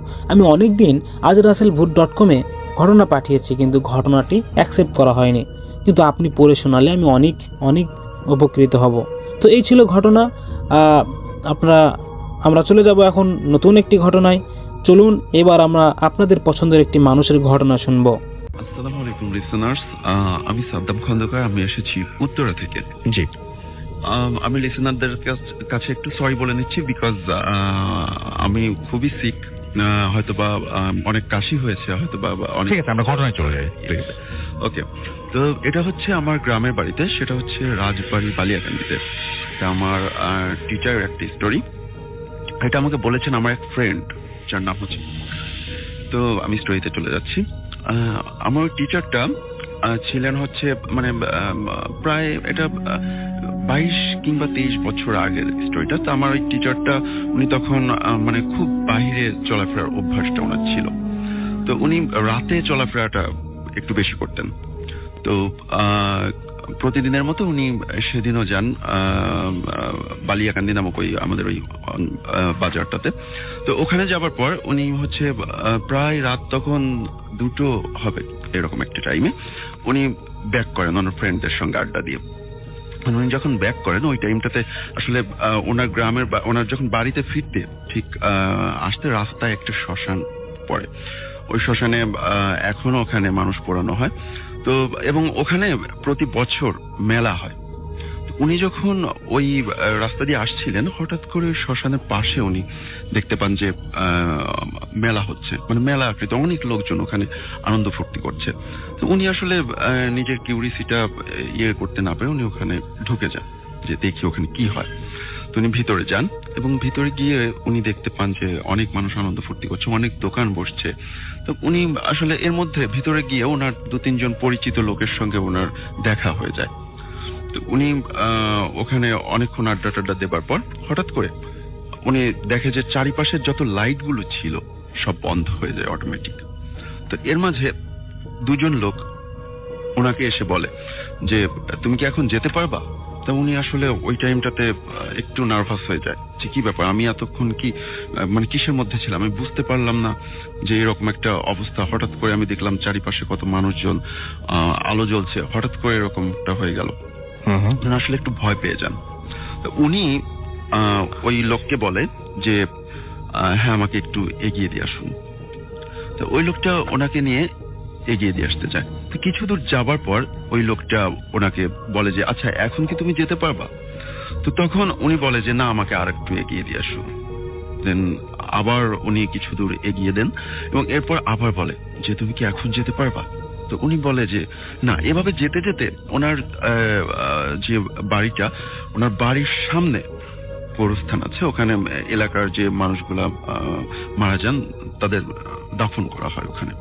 তো উনি ওখানে যেই ওই পর্যন্ত এসছে তখন হচ্ছে ওই লোকটা আবার আমার ওই টিচারটাকে জিজ্ঞাসা করছে যে তুমি কি এখন যেতে পারবা? তখন আমার টিচার বলছে যে না প্লিজ এত দূর যেহেতু এসছেন আর একটু আসেন। তখন ওই লোকটা বলছে যে না আমি তো আর যেতে পারবো না। তখন ওই টিচার উনি অ্যাকচুয়ালি দৌড়ে গিয়ে ওনাকে চাপটে ধরে যে না প্লিজ আমাকে আরেকটু দিয়ে আসুন। তো তখন উনি যেটা দেখতে পান আলোতে, হালকা ঝাপসা জ্যোৎস্নার আলোতে যেটা দেখতে পান সেটা হচ্ছে যে ওনার মুখে কোনো মাংস নেই, মানে কঙ্কালের আকৃতি পুরোটা। তো উনি ওই টাইমটাতে ভয় পেয়ে যান, বাট ওনাকে বুঝতে দেন না। আমি আগেই বলেছি উনি খুবই সাহসী ছিলেন। তো উনি ওনাকে বুঝতে না দিয়ে উনি বলে যে প্লিজ আমাকে দিয়ে আসুন আর একটু, আমি তো চলে এসেছি প্রায়। এভাবে যেতে যেতে ওনার যখন বারান্দা পর্যন্ত, মানে ওনার বাড়ির ভেতরে বারান্দা পর্যন্ত এসছে, তখন ওই লোকটা বলছে যে আচ্ছা এখন কি তুমি যেতে পারবা? তখন বলছে একটু দাঁড়ান আর একটু আসুন। তখন উনি ওনার রুমে ঢুকে যায়। ওনার রুমে ঢুকে দরজাটা লক করে বলতেছে যে হ্যাঁ আপনি এখন চলে যান, আমি এখন যেতে পারবো, আমার এখন আর কোনো প্রবলেম হবে না, আপনি এখন চলে যান। তো এটা শুনবার পর ওই লোকটা বাহিরে থেকে বলছে যে তুই খুব বুদ্ধিমান, যার কারণে তুই বেঁচে গেলি আজকে। তা না হলে তুই যদি এই বারান্দা থেকেও বলতি যে না আমি যেতে পারবো, আপনি চলে যান, আমি এখানেই তোকে পুঁতে দিতাম। তো এই ছিল আমার story, first story. Thank you very much, আপনাকে অনেক অনেক ধন্যবাদ। চলে যাই আমরা ঘটনায়। আমাদের সঙ্গে আছেন আহমেদ বাবু ভাই, এন্ড তার কাছে ঘটনায় যাব। এই ঘটনাটা হচ্ছে একজনের, তার নামটা আমি বলতে পারবো না, neither the location neither the time, কারণ এটা তার পার্সোনাল একটাই। আমি তার কাছে বলে নিয়েছি যে আমি নো প্রবলেম, শেয়ার করলে সবকিছু গোপন রেখে করবো। ওকে, নো প্রবলেম। যাই হোক, কোন একটা সময় সে আমাকে রিকোয়েস্ট করে যে তাদের বাসায় একটা ফ্ল্যাট আছে এবং সেই ফ্ল্যাটটাতে কেউ ভাড়াটিয়া থাকতে পারে না। আচ্ছা। এবং তারা যে কয়বারই ভাড়া দিয়েছে এবং তারা নিজেরা কিছু বলেনি ভাড়াটিয়াদেরকে যে এখানে কিরকম কিছু ঘটে বা সামথিং লাইক দ্যাট। ভাড়াটিয়ারা নিজের অন্য আশেপাশের যে উপর নিচের ফ্ল্যাটের থেকেও কোনো ইনফরমেশন পায়নি, বাট তারা উঠেছে, দেখা গেছে 2 মাস থেকে তাড়াতাড়ি চলে গেছে। And it's not because of the environment খারাপ না, বাসা এনভায়রনমেন্ট মানে আশেপাশের যে এলাকার এনভায়রনমেন্ট ভালো, একটু আপনার একটু আর কোয়াইট এরিয়া, হ্যাঁ, মানে মানুষজন কম আশেপাশে, মানে আপনি বুঝতে পারছেন ঢাকা শহরের কিছু অঞ্চল এখনো কোয়াইট আছে, এরকম একটা জায়গা। সো এলাকাটা কোয়াইট এবং সবকিছু মোটামুটি বেরোলে কনভিনিয়েন্ট শহর, বাট এরকম। আমি ওর কাছে শুনে বলেছি যে হ্যাঁ এরকম তো আমি শুনেছি অনেক জায়গায় এরকম থাকতেই পারে, মানে খালি বাসা, ভৌতিক ব্যাপার। তো অনেকবার রিকোয়েস্ট করার পর একদিন আমার সময় হলো আর কি, এরকম রাত 8-9টার সময় আমি একটু সময় পেলাম যাওয়ার জন্য। সো ওই সময়টা এরকম বৃষ্টিরই ছিল আর কি। সো এনিওয়েজ, তা আমি যখন ওর ওখানে যাই, ওর সাথে কন্ট্যাক্ট করি যে আমি তোমার বাসায় আসবো, আমার সময় বেশি নেই, আধা ঘন্টা 1 ঘন্টা আমি থাকতে পারবো আর কি। তো সে রাজি হলো, তা আমি ওখানে গেলাম বাইক নিয়ে।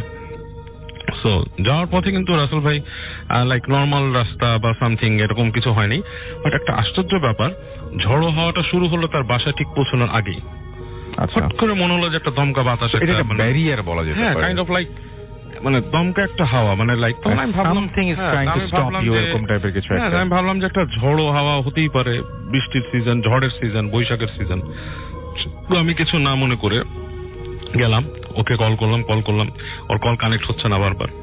তো বারবার বলছে যে নাম্বার বিজি, টুট করে শব্দ করে এঙ্গেজ ফোন দিয়ে কেটে যায়।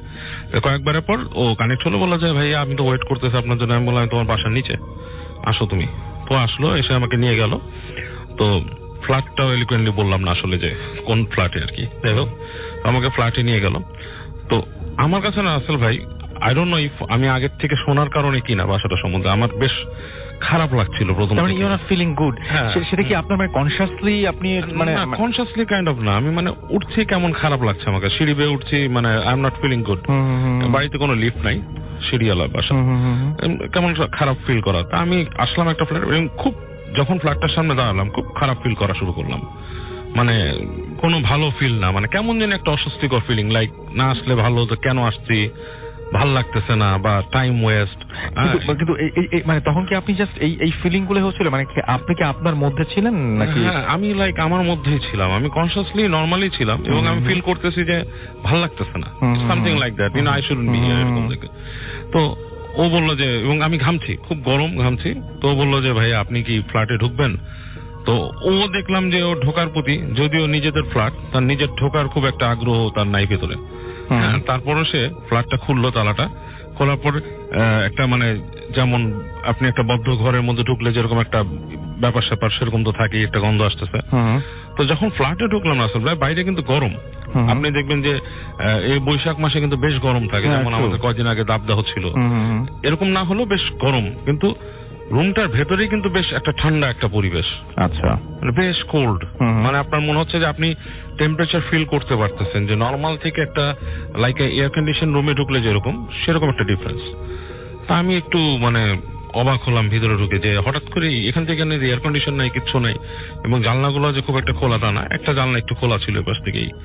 তা আমি ভিতরে ঢুকলাম, ঢোকার পর বললাম লাইট নেই, বলতেছে না ভাইয়া সরি লাইট নাই, আপনি বসেন আমি চার্জ লাইট নিয়ে আসি, আর আপনি তো আসছেনই এক্সপিরিয়েন্স করতে। তো আমার তখন একটা জিনিস নর্মাল কিন্তু না, অবশ্যই, এবং আমার কিন্তু তখন একটা সন্দেহ হয়েছে রাসেল ভাই, যে এটা হতে পারে একটা প্রি প্ল্যান কিছু, আমাকে ভয় দেখানো বা এরকম অনেক কিন্তু দু একজন মানুষ আমাকে ভয় দেখানোর চেষ্টা করছে। তা আমি ওইটা মনে করে নিয়ে মনে মনে হাসলাম, বললাম যাও তুমি লাইট নিয়ে আসো, আমি আছি এখানে, চার্জার নিয়ে আসো। তা আমি ঢুকলাম, তো ঢোকার পর আমি যেটা করছি রাসেল ভাই, ভেতরে ঢুকে দরজাটা ভেতর থেকে বন্ধ করে দিছি। So there are two reasons, যে একটা যে দরজাটা খোলা রাখি, অনেক সময় কেউ ভয় দেখানোর চেষ্টা করলে চালাকি করে কেউ ভিতরে ঢুকতে পারে, আরেকটা জিনিস হচ্ছে কেউ যাতে বেরোয় যেতে না পারে। হ্যাঁ, এই দুটা জিনিস আমি মানে মনিটর করার জন্য আমি দরজাটা লাগাই দিছি, আমি মোবাইলের যে ফ্ল্যাশ লাইট ওটা জ্বালাইছি, জ্বালা আমি হেঁটে হেঁটে আস্তে আস্তে করে পাশের রুমটা গেছি, দেখতেছি কি কি আছে। আচ্ছা, এবং আমি খুব কনসাসলি চেষ্টা করতেছি কেউ লুকা আছে কিনা বাসার মধ্যে, ভয় দেখানোর জন্য এরকম। আমি কিন্তু আলটিমেটলি ওদের যে দুইটা বেডরুম, দুইটা বাথরুম, বারান্দা সব জায়গায় গেছি রাসেল ভাই, এবং আমার লাইট মেরে কিছু কাউকে পাইনি, মানে ইটস লাইক এমটি হাউস। কিন্তু ব্যাপারটা হচ্ছে রাসেল ভাই, যখন এটা এখন আমার গুজবাম্প হয়, আমি যখন বাথরুমের দরজা খুলতেছি তখন আমার কেন জানি মনে হচ্ছিল ভেতরে কেউ আছে। এখন এটা এমন হতে পারে যে আমার নিজের ভেতরে ফিলিংস, একটা এমটি বাড়ি, এটা সম্বন্ধে কথা শুনছি, I don't know, but I felt like there is something. উনি কি একাই থাকেন এরকম কিছু না, মানে আরো ফ্যামিলি মেম্বার? পুরো ফ্যামিলি আছে উপরে ফ্ল্যাটে, তাদের নিজের বাড়ি আর কি। মানে আপনি ফিল করছিলেন যে মানে কেউ নাই, এমটি হাউস এরকম কিছু, কিন্তু বাড়িটা কিন্তু একটা মানে এমনি বাসা, সেখানে মানুষ বুঝতে পেরেছি। তো ওই ফ্ল্যাটটাতে অ্যাবান্ডেন্ট কোনো কিছু না, ওই ফ্ল্যাটটাতে কোনো কারণে মানে ভৌতিক কিছু কার্যকলাপ হয়, এবং এটা আমি বলবো আপনাকে পরে যে কি হয়। সো আমি যখন দেখলাম যে আমার মনে হচ্ছে যে বাথরুমের মধ্যে কেউ আছে, এরকম মনে হচ্ছিল, খুললাম দেখি কেউ নাই, জাস্ট লাইক নর্মাল থিং।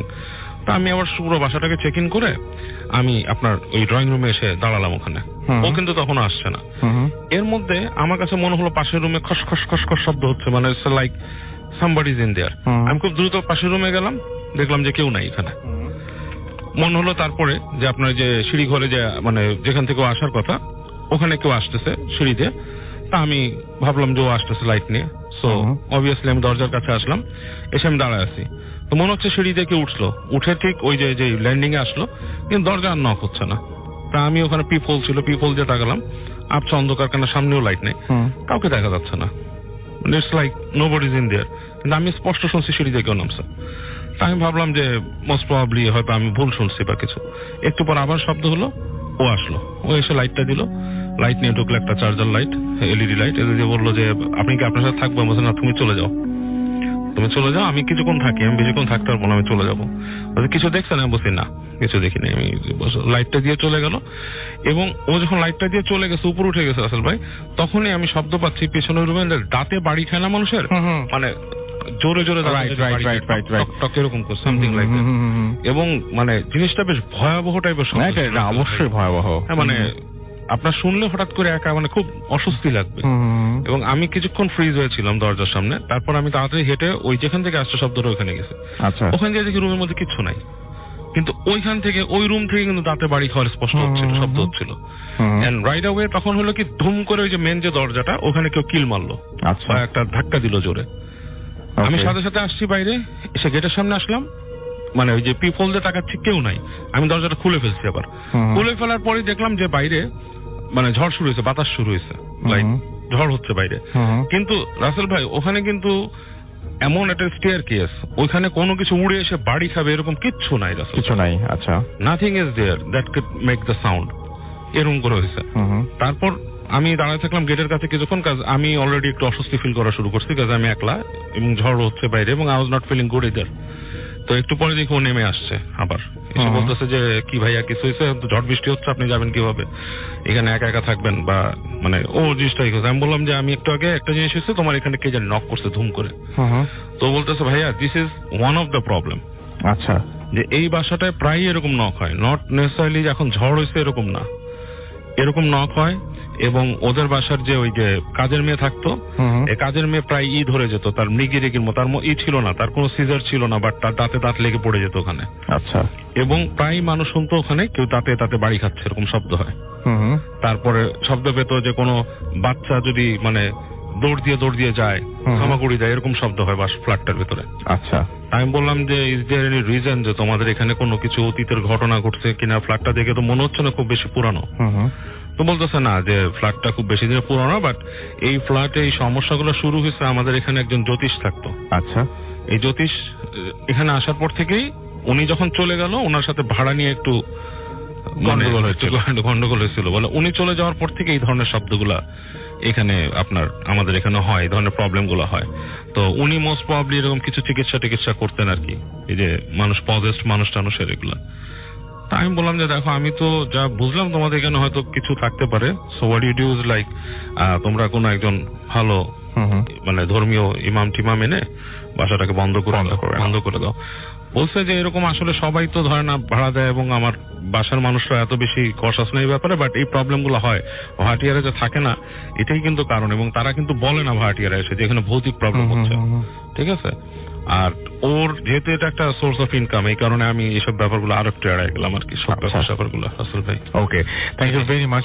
শুরু থেকে নাম শুনি, তারপরে কোথা থেকে এসছো তুমি সেটা জানি, তারপরে আমরা ঘটনায় যাই। হাই লিসেনার্স, আমি নাফিউল কারিম, এসেছি লালমাটিয়া থেকে। আচ্ছা, আমরা চলে যাই ঘটনায়। হ্যাঁ রাসেল ভাই, এটা হচ্ছে যে আমার এক স্টুডেন্ট আছে, ওর নাম হচ্ছে পলাশ।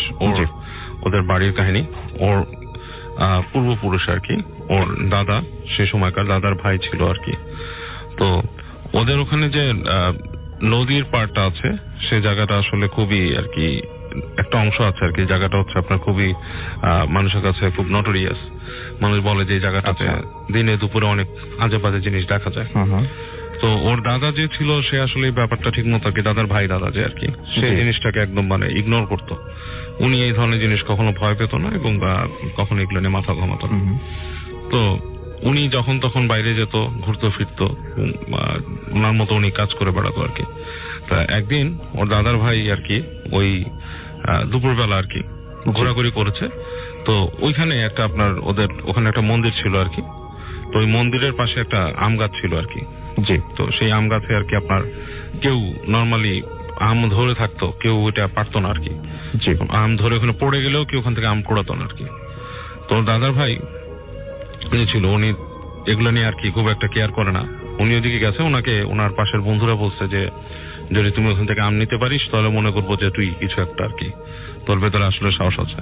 তো বলছে যেটা কি, আমি আম নিবো, এটা কোনো ব্যাপার না, আমি আম নিয়ে আসবো এবং খাবো, তোরাও খাবি যদি চাস।